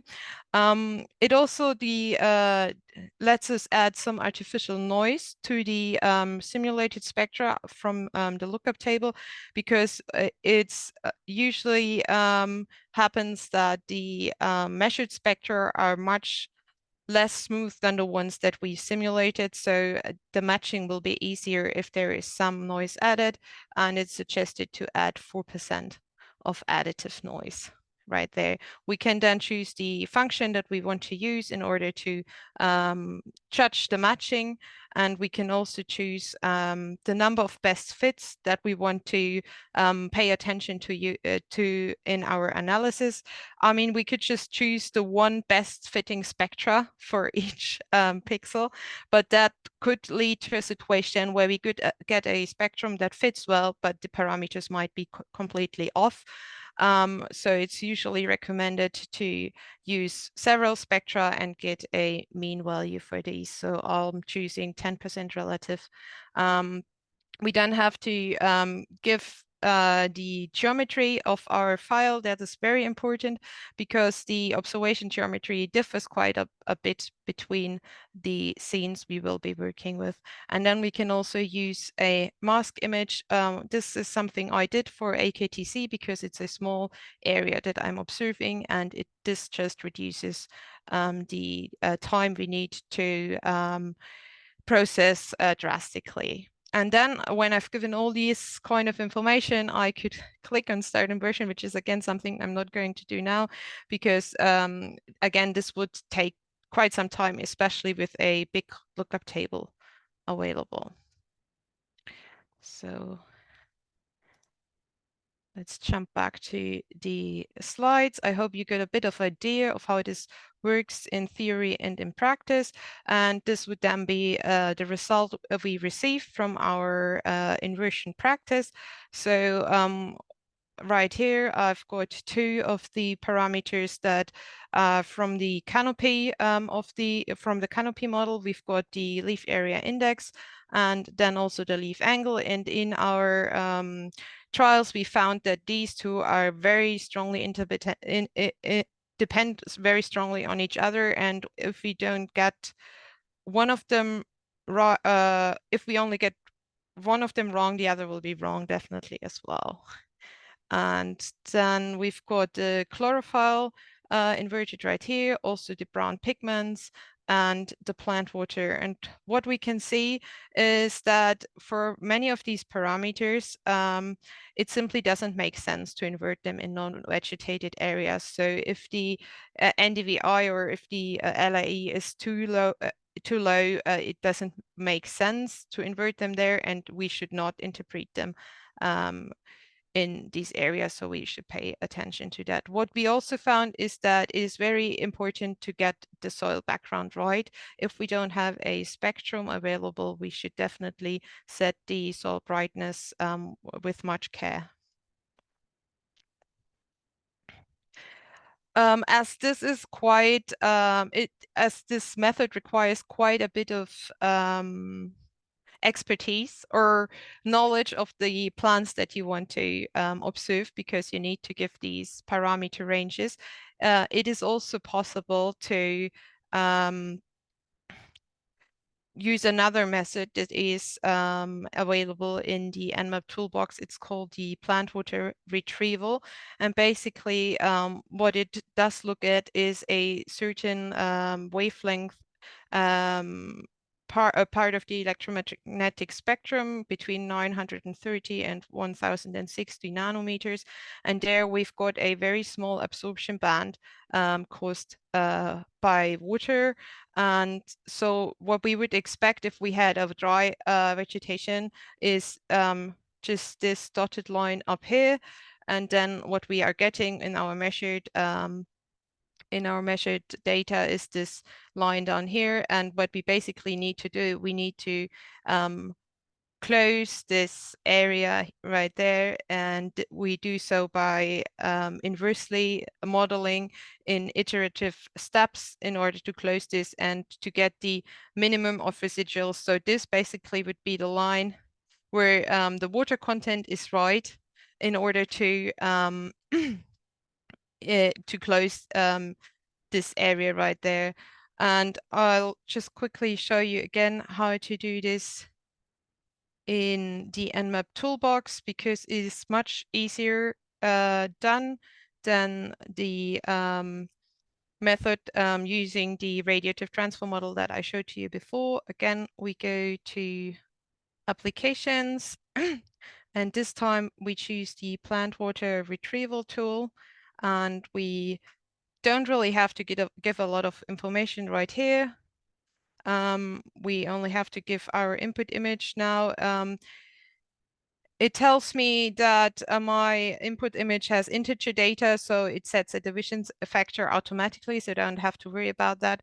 I have to give an output directory, and I could also choose if I wanted to save processing time and resources. I could just choose to have an NDVI threshold right here, so that my data would only be produced over areas that have an NDVI higher than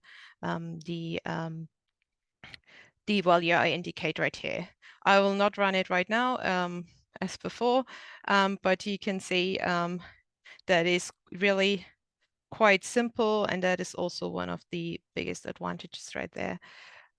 This would be the result, and as you can see, this is not the plant water, but already the canopy water. So this is basically also a possibility to directly quantify the canopy water even without the leaf area index information available. It's available as an easy to use tool within the Nmap toolbox, which is quite helpful. And it's also transferable. It's proven to be transferable between different crop types. And it's very easy. It's also very fast to retrieve in comparison with the data that we receive from the radiative transfer model, simply because it only inverts one independent parameter and doesn't have to pay attention to so many parameters and invert them all at the same time. So our next steps would be the validation of the results using in situ data. So far, we've only been working at the AKTC test site. And so what we would also like to do is to extend the application to the East African test sites in the next step. And obviously, everything I showed you right now in QGIS will hopefully be, you will hopefully be able to do that on the FSTab online platform. So you don't really have to do all the calculations on your own computer processing device. And after we've developed our and validated our results further, we would like to head into a prototype testing phase and see how the products that we can provide are of use to our African partners. So a lot of the information in this talk has been drawn from a set of slides that is very helpful in learning about hyperspectral data processing, especially with agricultural focus. Also, it's available at the EO College. So if you are interested, that's something you could definitely go and check out. So thanks a lot. And are there any questions?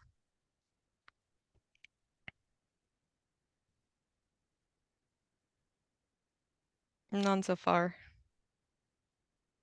Oh, I see there's one popping up. Yeah, indeed, in the Q&A. Yeah, so the question is whether there is whether we toss the data that we are using or whether we are using data from the archive. So yes, we toss all the data that we are using right now.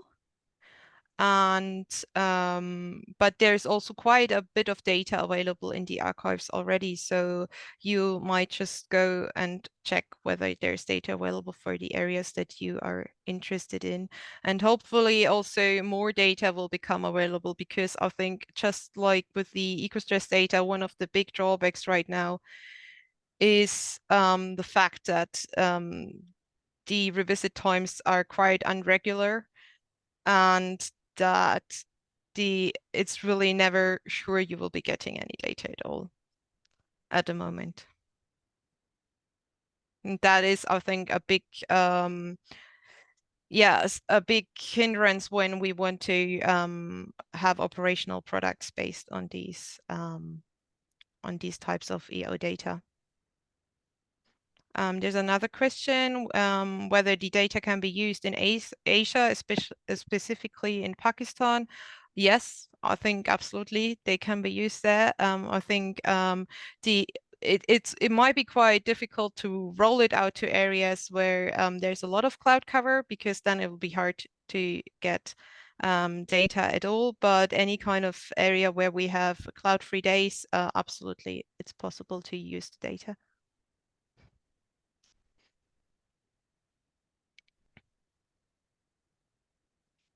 In the meantime, Mohammed has also raised his hand. So, Mohammed, if you want, please, I have allowed you to switch on your microphone. So if you want to add some more details to that question, you can.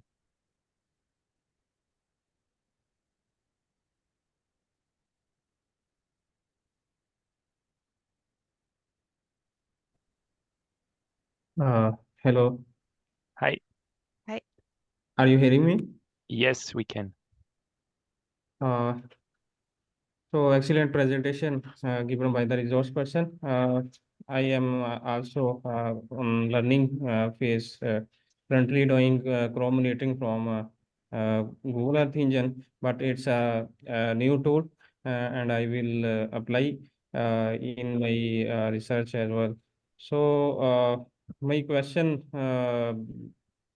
would be if there are any hard form material available regarding this tool usage, then I shall be very thankful for you.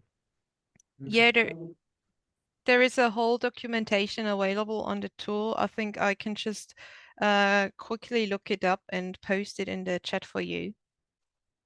And it's really quite step by step. There are some pitfalls, and especially the parameterization can be quite tricky. But if you want to simply just learn how to use the tool, I think the documentation could be very helpful for you.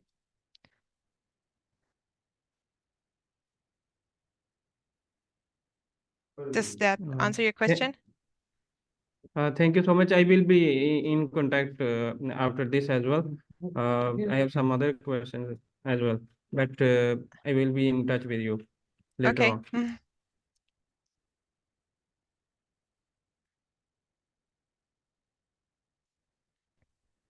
Yeah, I'll happy to answer any. I'll be happy to answer any questions that that you might have still. Sorry, I dropped out of the meeting for a few seconds. Maybe as we don't see any questions in the Q&A for now, I would like to maybe give the floor to the panelists, to the African early adopters of the project, for any first reactions on the material that we presented here. Anybody with a question or response, comment? Feel free to unmute yourself, and Helmut, yeah, please go ahead. Yeah, thank you very much, Jeroen. Thanks to the presenters. That was a very interesting presentations I have seen. I have to admit, sitting in Zambia, somehow in the bush, it makes a big difference to hear now the scientists presenting of hyperspectral and thermal data. I wonder if the satellite data which can be collected, we now talked about water stress. Is it also possible to get more information about soil quality, if it's a light soil or a heavy soil, and or about the nutrient content of the plant? So can you see if there's a nitrogen deficiency, for example, with that satellite technique? Thank you very much. If you allow me, Sharon, I'll answer. So what we've seen in our work so far is that we can definitely see some of the qualities of the soil, especially I think also the water content of the soil, because that's really relevant for its appearance, whether it appears light or dark. But as you could see in one of the slides that I didn't explain in much detail, it's apparently is really possible to see even the contents of the soil, the mineral contents of the soil, but that's not something we have been exploring specifically in ARIES, because I don't think it's within the scope of the project, but it's really interesting for us to know that this is something that you would be interested in. And I think we talked about it before, especially for the dry field, it would be quite interesting to see whether your trials that you're running are actually having any effect on the soil quality. But then again, these are quite small, and our spatial resolution right now is 30 meters, so that might pose a problem right there. And then you were asking about the nitrogen content of the plant, and to that I have to say definitely. We can get information about the nitrogen content of the plants through the hyperspectral data, because as I showed you, we can invert the chlorophyll content, and that is correlated with the nitrogen content in the plants. So that could be a path worth exploring, really. Thank you very much. Does that answer your questions? Yes, perfect. Thank you.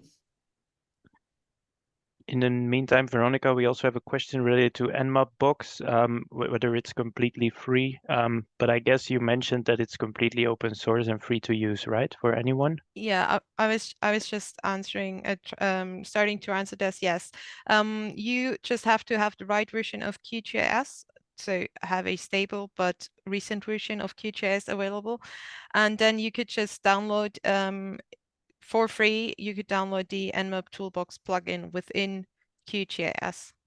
Yeah, absolutely, it's all free. Okay, thanks. And then related to Rose's question, yes, the presentations will be shared through our project website, actually. And there are indeed more plans for capacity building events. There will be some more meetings and at least one additional webinar be organized more down the road of the project. And then we hope to well, as Veronica also nicely demonstrated already, but then we hope to really teach you how to use these tools in the Food Security TAP cloud platform.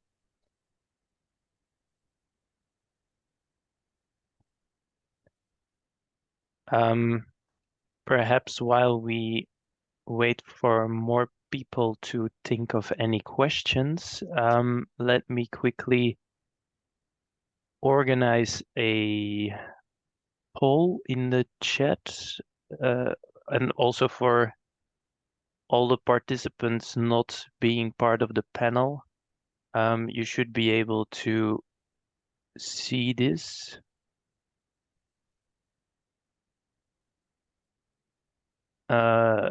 Let me know if this is visible on your screen or not. If anybody can confirm. Yes, we can see it. Okay, perfect. So first question, maybe just for us to get some feedback on who's actually attending this meeting. We want to check what your experience with Earth observation data is. So are you using it on a day-to-day basis and really intensively and even constructing your own products, or are you just using existing products, or would you like to use it, but you're not really sure yet how to do so, or maybe not considering at all after you've seen the complexity of working with satellite data today? I will leave this question open for a bit.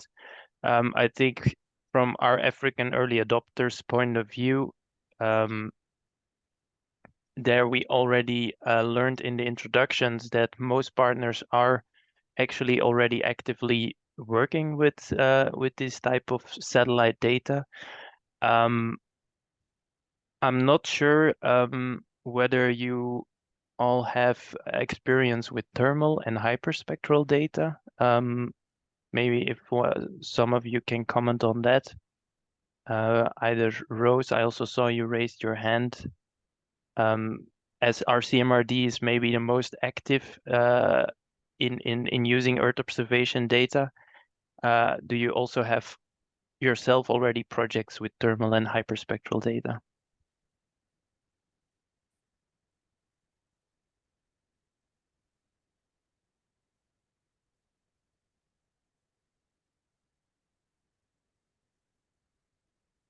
Is Rose still in the call? Yes. Oh, hi, sorry. Hi. I raised my hand and then dropped it because of the poll.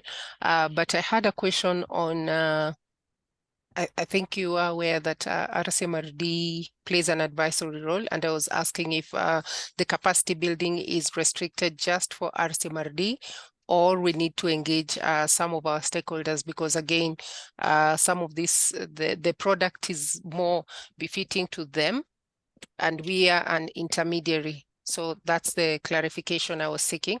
And also in time, I think you mentioned on the project meetings, I think it would be good so that we kind of arrange on the timeline that best suits both RCMRD and the ministry as well. Yeah, I think like this webinar, in fact, is also a public webinar, so everyone's welcome to join and learn how what we are developing and how they can use it for their own daily operations. So yeah, I would say the future capacity building activities, they're mostly focused obviously on the African early adopters as identified in the project, but we are, I mean, I have to look at Veronica here as well, but I would say we are free to open it up to a larger audience, especially if they're interested. Absolutely, yes. Okay, thank you. And with regard to thermal data, some of the, not at a personal level, we have other initiatives within the organizations that are working with them. And I'd be happy to, pass the information across. Thank you. Okay, thanks a lot, Rose, for your feedback. The other African early adopters, anyone wants to comment on this particular one? Erwan, please go ahead. Yeah, so thank you for the presenters for those very interesting presentation. And I have two questions actually. One's about the potential of using the hyperspectral imaging. I understand the possibility of the hyperspectral imaging to distinguish between green vegetation, dry vegetation, and bar soil. Dry vegetation, it's crucial for pastoral application because dry pasture is still a valuable resource for the herders during the dry season. So do you believe it's feasible to develop a product that can estimate the quantity of dry vegetation and in real time or near real time and generalize it at the regional scale? That was my first question. Second question is regarding agriculture in Saharan area, and maybe more than estimating the yields. One very important factor for us is to assess the superficie of the surface of cultivated area. Yeah, in certain regions, due to insecurity, we have little information about if people are still able to cultivate or not.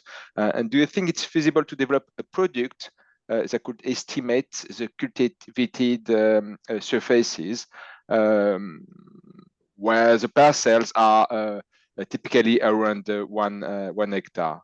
And additionally, if this product could classify the parcel by group species and will rapid and seasonal update.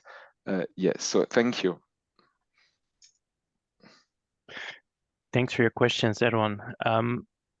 With regards to the dried biomass, I don't know, Veronica, do you feel confident in answering this? Because I would say that this would be mostly done through the hyperspectral data then.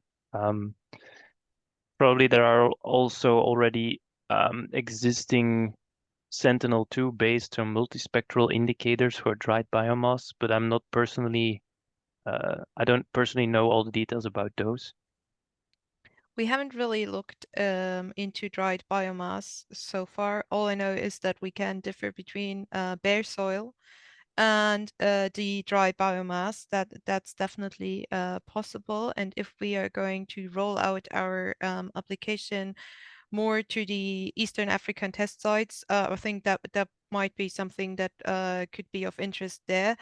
Because the spectral signature is different over bare soil and dry biomass. However, it would be really hard to give this estimation at near real time because we just don't have the data availability yet. And I mean, that's something that might become available in the future, but it's not within our scope right now. What I can say is that especially with regards to the cultivated areas and the whether and the question whether an area is cultivated or not, I think it might be better to look at the multispectral data even because we have that available at a much higher rate, really much higher frequency. And then there was one more question about the estimation of yields. So I don't think that's something we can do in a total numbers simply with the EO approach, really. So this would be something that we could probably be achieved by coupling our approach where we can get a lot of crucial information about the status of the plants with maybe a plant growth model. Yeah, but that's also not in the scope of this project, unfortunately.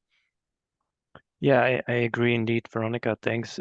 Related to the yield, there are a lot of models out there which estimate biomass productivity based on multispectral data with or without combination of a specific crop model, and based on those productivity estimates, you can estimate yield as well. The products that we're offering here, especially the one related to crop water stress, could be used as an additional input into those models to better fine-tune this estimate of productivity and yield, to also take into account water stress more explicitly.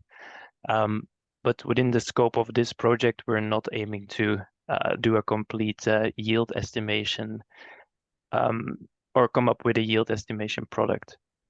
And also with regards to the cultivated area, there are other products out there already based on multispectral data, like land cover and crop type mapping products at 10-meter resolution, which could help you with that more specifically. If you want more information on that, Erwan, please contact me. I can point you to some of our projects as well at VITO that we're doing in that respect. For sure. So thank you for your answers. Yeah, my question was not about yield, but first about the surface of cultivated crops. Oh, yeah. Okay. Yeah, thank you. I will write you. Yeah, there I can point you to the World Cereal project that we're also involved in at VITO, but I can supply more information on that if you like. Great, thank you. So in the meantime, I learned from the poll that actually we have a quite mixed audience in the webinar. So there are quite some people already developing their own products. I'm guessing those are the RCMRD colleagues present in the webinar. And then there are still some people who would be interested in using this data more often, but currently don't know where to start. And there, I think our future capacity building events will help with that. A next question I put in the poll was what feature would be most relevant, you think, with regards, or most important for you with regards to drought indicators? Let me quickly check the answers to that. So most of you have actually indicated spatial resolution to be most critically important. So that's good news, I guess, for our project, because that's exactly what we're trying to do here, to increase the spatial resolution of existing solutions. And only a minority indicated that it would be nice to also forecast droughts. And to be clear, that is not something we're tackling here in this project. Is there anyone from the panel, from the African adopters, who would like to comment on this particular aspect?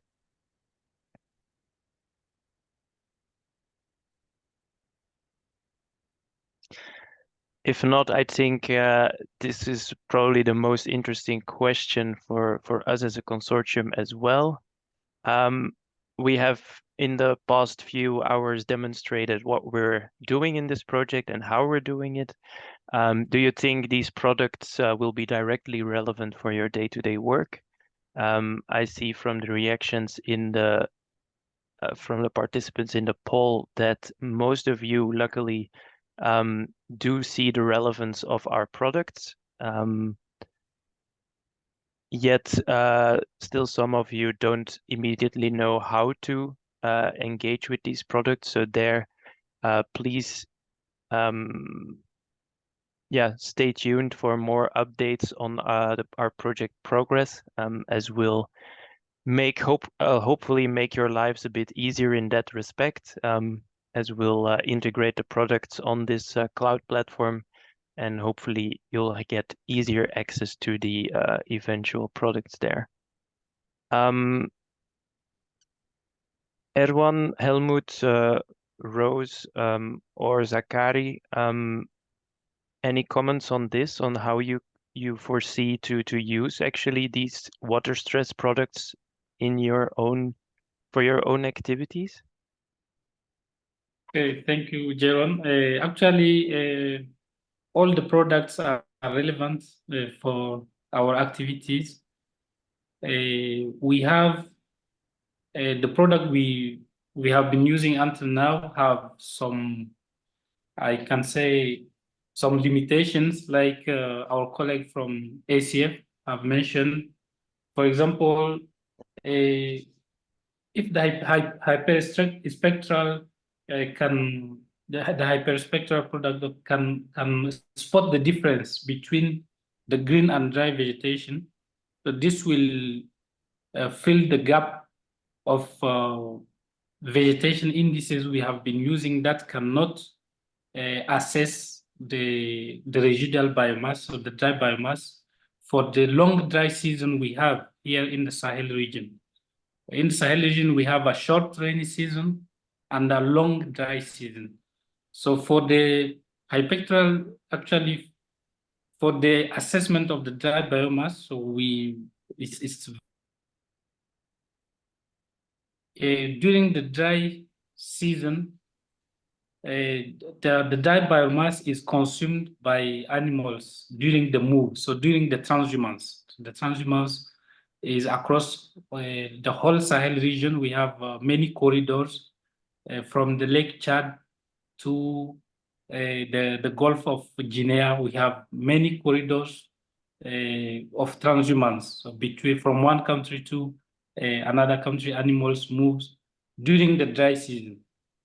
So assessing this dry biomass can help to guide the pastoralists in the field for their decision making.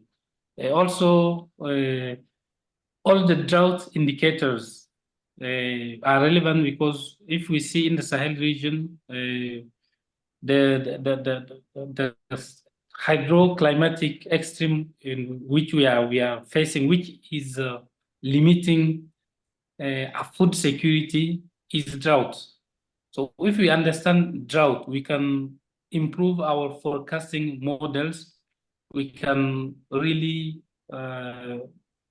fight this phenomenon, and also try to avoid many emergency situations in terms of food insecurity.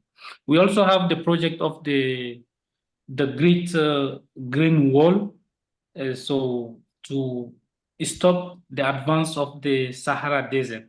So these products can also help us assess the activities which are being performed for the project of the Great Green Wall. There are many things. I think during next meeting, we will continue developing them. Thank you very much. Thank you very much for your comments, Zakari. Very nice to hear that you're definitely interested in them, and this concept of or this question of dried biomass seems a very pertinent one. So we might want to check whether we can do something based on the hyperspectral data. But yeah, actually it was not really initially foreseen in the list of indicators that we are developing. But it would maybe good that we can give you some pointers on how to extract such information from the data. Maybe in the next capacity building event, we can zoom in on that one as well. And that brings me to this final question that was part of the poll. So we have, one of the goals of ARIES is to enable you to not only get access to some predefined products that we are generating, but also working with thermal and hyperspectral data yourself. How do you feel you will interact with the data? Are you just going to use what is produced by us, or do you feel confident that you can or will be able to work with the hyperspectral data or thermal data yourself? I saw in the responses to the poll that most interest actually is going to the hyperspectral data. That's maybe because we have done this very nice demo, Veronica, where you showed it's not that hard maybe to work with the data yourself. So that's very nice to see. But Zachary, do you think that that's a way to go here? That we just provide you with the tools in order to derive this information you're looking for yourself from the hyperspectral data? Yes, I think it's a good way to start. But the products are still new for us, so we will always need, as someone has commented in chat, some capacity development, capacity reinforcement in the use of these products. Yeah, for sure. But that's also foreseen in the project. And that's also why we have this very short demo also on the FSTEP still upcoming as part of this webinar. Maybe wanted to check one more reaction, and Erwan or Helmut or Rose. I guess Rose is really working hands-on with the data already, but Erwan, is there any interest from your organization to really work with the data yourself?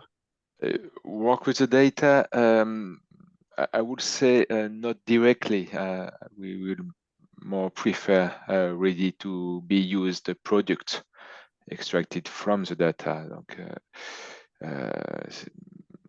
No, I think we don't have the time to play with the data itself. We are more looking for, yeah, as I said, ready to use, to be used products. Okay, thanks a lot for. If I can add one important thing, I think that those products are relevant for our application and our surveillance system at the condition that could be accessed in real time or near real time. Yeah, because we are looking for things to happen and to take action based on what we can observe. So having the information 6 months after is pointless for our application. Thank you. Yeah, for sure. Please, yeah, go ahead, Helmut. If I can add on your question, working directly with the data, that is, I would say, for farmers or for commercial farmers, too time consuming. So as a farmer, I would believe that we just would maybe buy in ready products which can advise us or can provide advice to our production. Yeah. With regards to the near real time aspect, is there Veronica from the hyperspectral aspect, or maybe Kanishka or Tian from the thermal aspect? Any comments from your side? Like the actual data, if you task it, you get it, and then you have it. But in order to have these products available, I mean, right now we're still in the validation phase anyways, so it's just still in development. But I think that's really the way it's going to go within the next few years.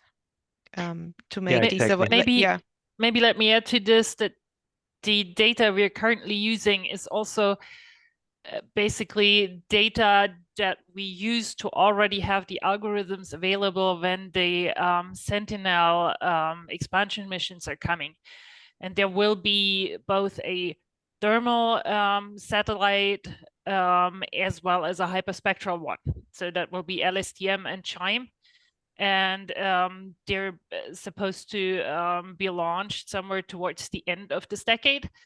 And once they are available, then we will have, just as we do now with the multispectral data, then we'll have regular data available that all over the globe. So then all of the near real-time things will be much easier than they are right now.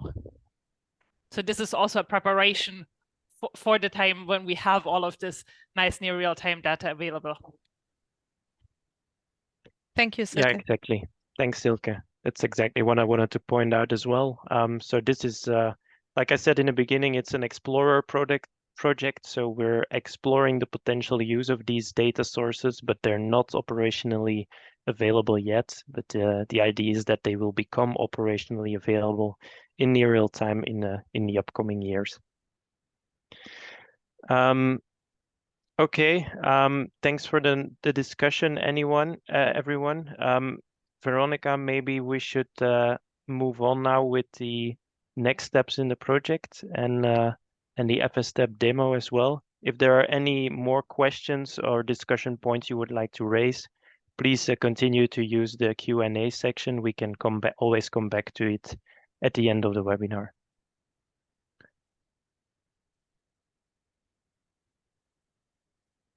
Okay, I've got one more slide to share with you.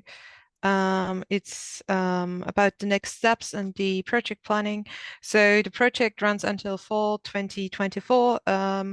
And in the next phase of the project, we are going to focus on the validation activities. And obviously, we're hoping for your help on this, because it would be much easier for us to validate our products if we had more in situ data available, providing obviously that that is actually available to you as well. And then for some of the products, we still need to extend them to all test sites. I think we've had some really good input on what would be interesting maybe for the test sites that we haven't been working with yet. So that was really helpful as well. And then obviously we would like to implement all of the proposed products and algorithms on the online platform FSTEP, where they will be available for you to play with, or even just to use the ready products, as some of you stated, would be more helpful for them. And this will be available even after the end of the project lifetime. So this will also enable you to actually, because our project is not lasting so long anymore, to actually make use of the products for quite some time. So, but in a first phase, obviously we need to test, we also need to test the prototypes of the products together with you, our users, in order to make sure that they are actually useful and yeah, easy to access and all these kind of things. And as you already mentioned, it would be really helpful for you and obviously also for us to have more interactions and to do more capacity building. This is why we'll definitely have another webinar, and we'll also hopefully put out some publications that will further describe our approach and let you know further things about our theoretical background and all these things. Yeah, so that's it for the rest of the project. And I'll just pass it on to Alessandro Marin now. He's joining us from CGI, and he'll give us a quick demo of the FSTEP platform. It's brand new, so you're the first to see this, and I'm also quite excited to see it actually. So Alessandro, please Thanks, go ahead. Yeah, can you hear me? Fine? Yes. Okay, so thank you, Veronica, for the introduction, and it's really a pleasure for me to be here. I had the pleasure to see all your objectives and interesting topic that you want to achieve in this amazing initiative, which is really important. And I really hope that the technical capability that we had put in place will really support your objective. So I am Alessandro Marini, I'm a CGI director, and I am acting as a product manager of the Insula, which is this cloud native platform that is the technology that CGI is developing, which is supporting, it's exploited by the food security tab. So stop with the chat, I will go directly with the demo. And let me see if I can share my screen. Okay.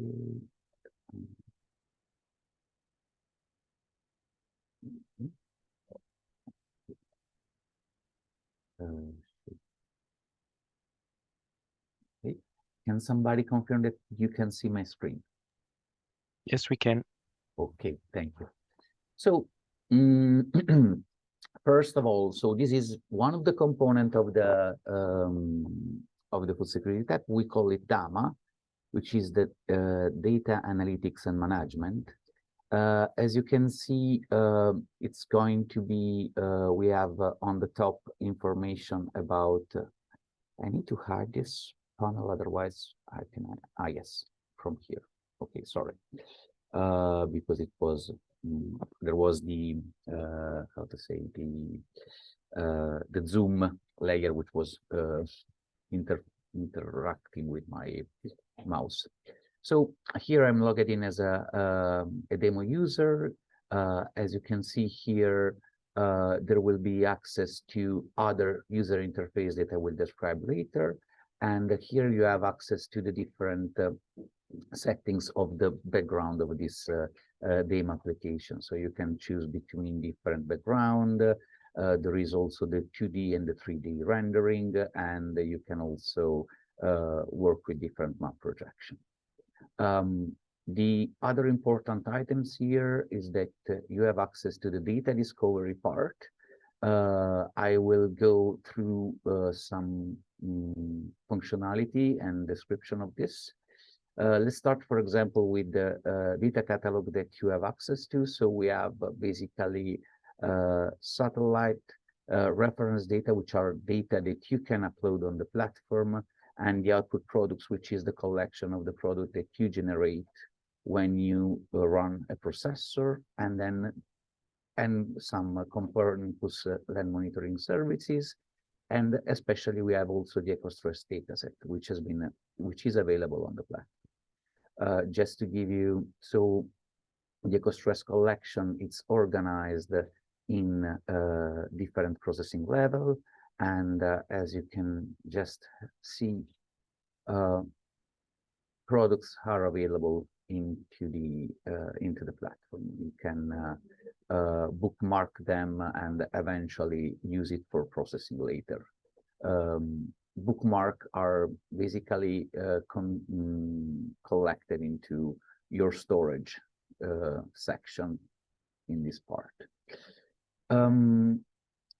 About the other functionality that I just want to highlight, it's that we have included some additional visualization capabilities and analytical capabilities. So if we go, for example, on Sentinel-2 collection, and we had a look into the area of Dakar, and we perform a search on the Sentinel-2 collection.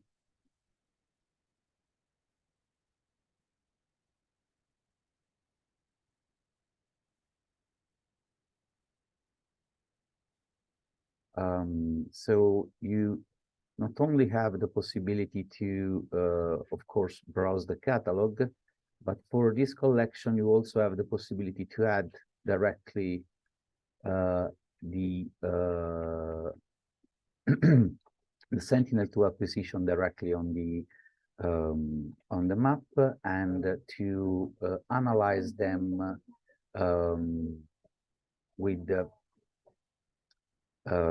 possible visualization, false color,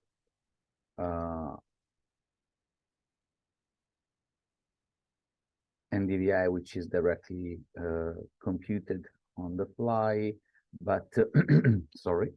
But also you can have a custom band combination that you can visualize. The platform also, okay, I will now go into another capacity of the platform, which is related to the analytical part, which is also applicable to this one. So, and to do that, I will describe some of the products which were generated in the context of the FS step in the past. So, especially, I will go through this collection. It's a concept that we believe that can be beneficial for you. So all the product that you are going to be to generate can be, let's say, organized with the collection context. And so just to give you an example, you can load one items into the map. And as you can see, those items are time series.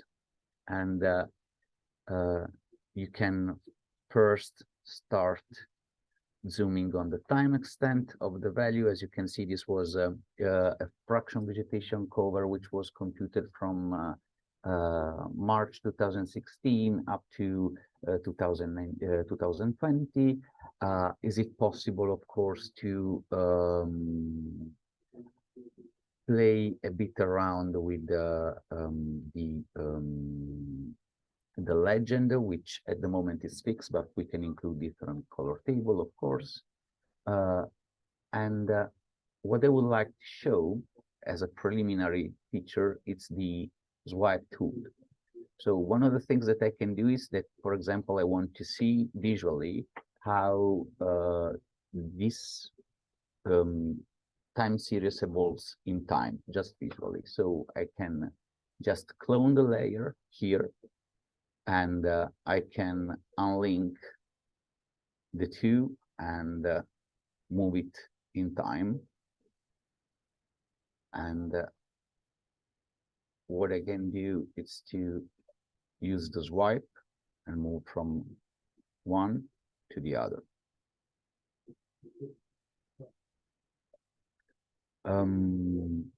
So there was no fraction here, I don't know, but the feature works, I can tell you.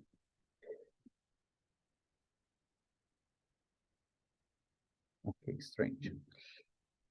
I go here. Okay. No, CD.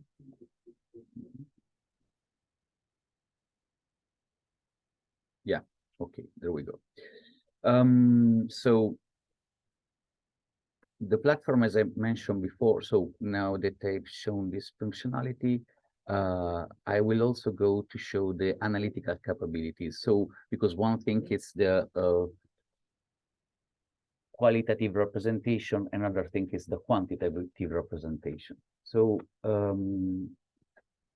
here you have the possibility to analyze different functionality, different trends, especially there is the first one, which is the point series. I will use just a small subset of data, like from, let's say,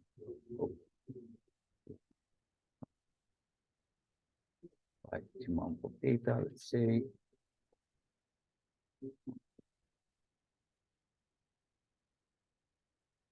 And no, 2016. Okay.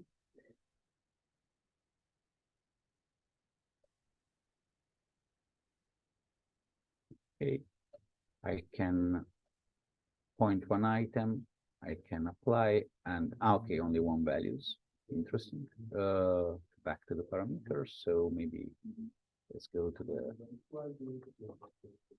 7. Let's take 1 year of data.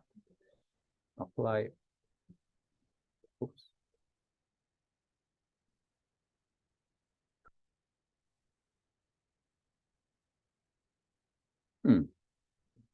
I thought we had more values. Let's take from 2019.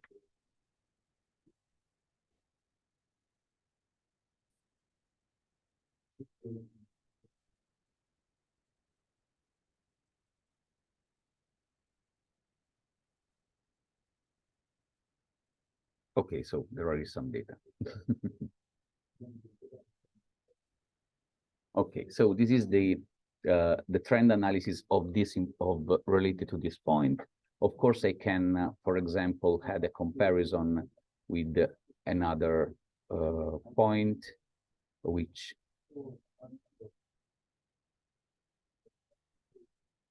I will take, and I can, for example, compare the trends over 2 different points.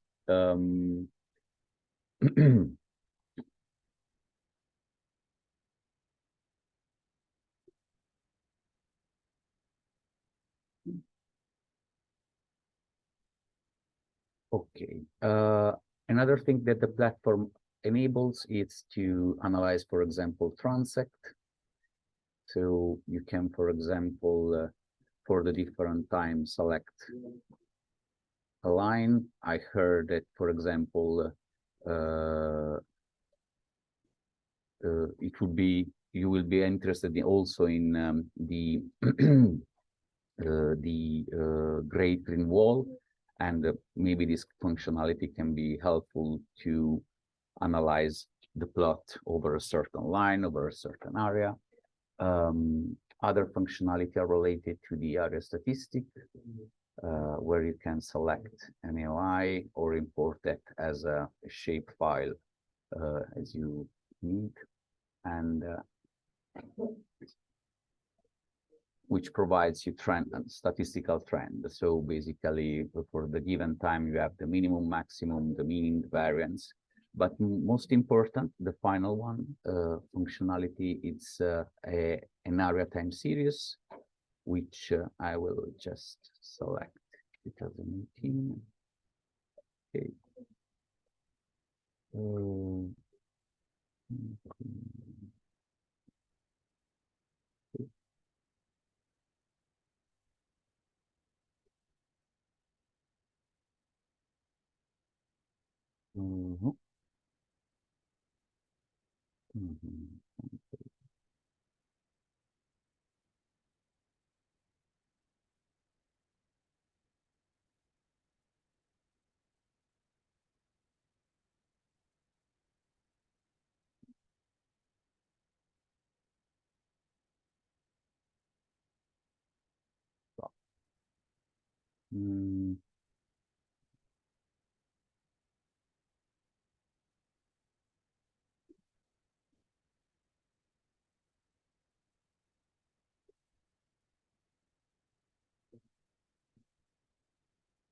Okay, sorry. Okay, I will show this functionality with another dataset. Sorry, I don't. There is some glitches. We are finalizing the migration. Sorry for this. Anyway, the platform is also included with Jupyter Hub. So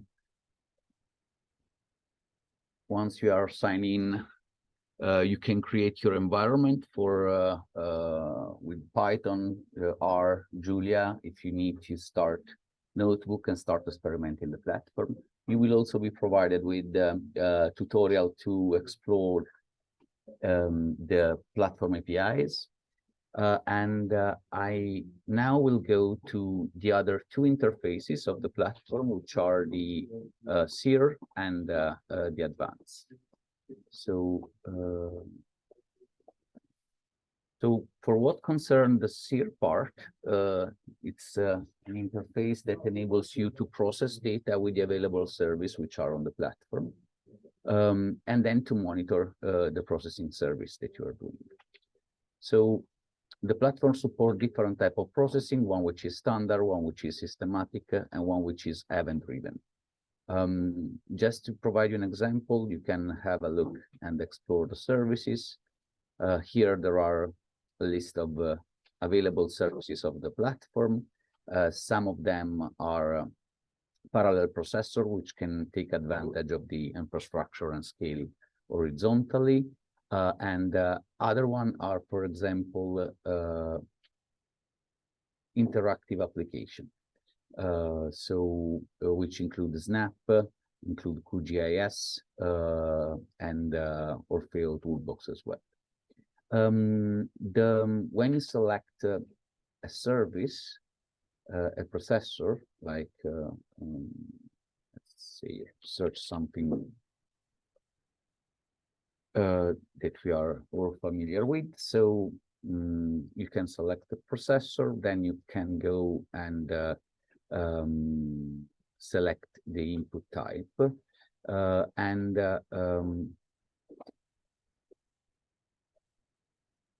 strange. We need to reconfigure this. There is something which is not correct.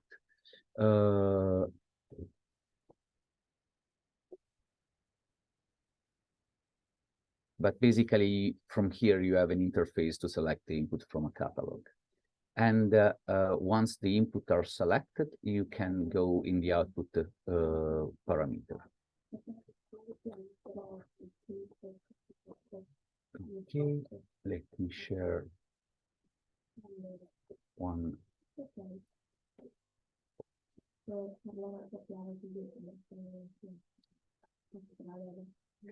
Another thing that the platform enables you is to monitor the processing execution. You can have the processing job. As you can see, we are now performing some tests, but basically what happened is that you have access to what are the input parameters, the output parameters which are generated, and of course you can see also the log files which has been created.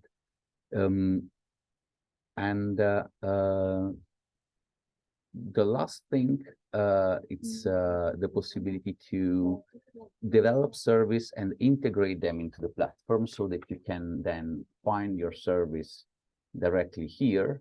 And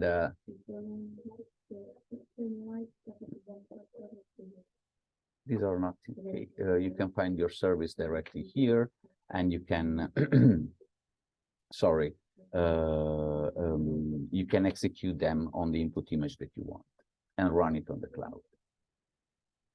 Having stated that the platform, we are now finalizing, as I said before, the migration of the contents and the fine-tuning. That's why I apologize for some glitches during the demo, but the team it's working on finalizing this activity.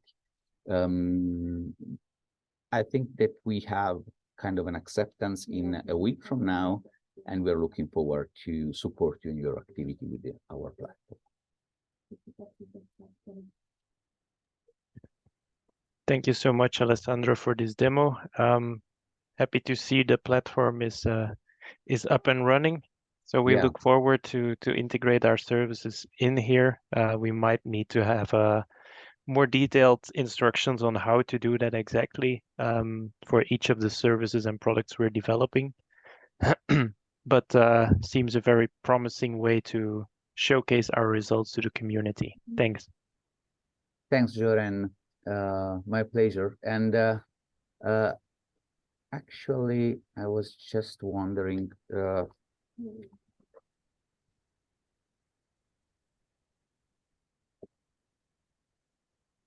Yes. If I could maybe show you one additional capabilities. Just let me check, because yeah, if you still have 1 minute, maybe I can.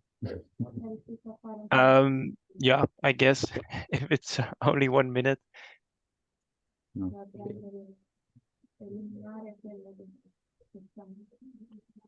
Let me just share.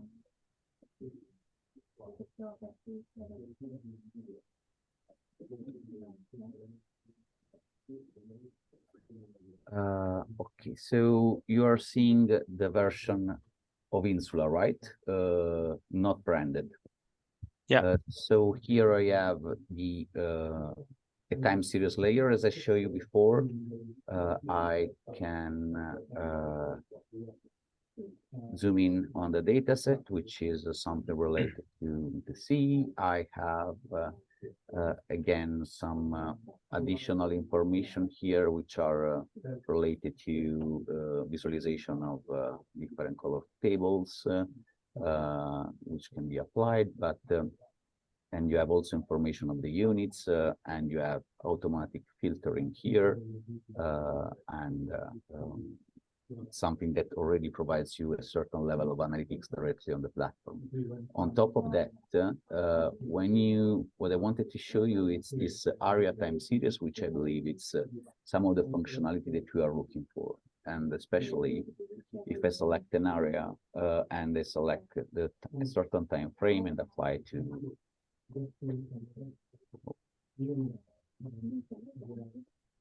what is this demo effect today?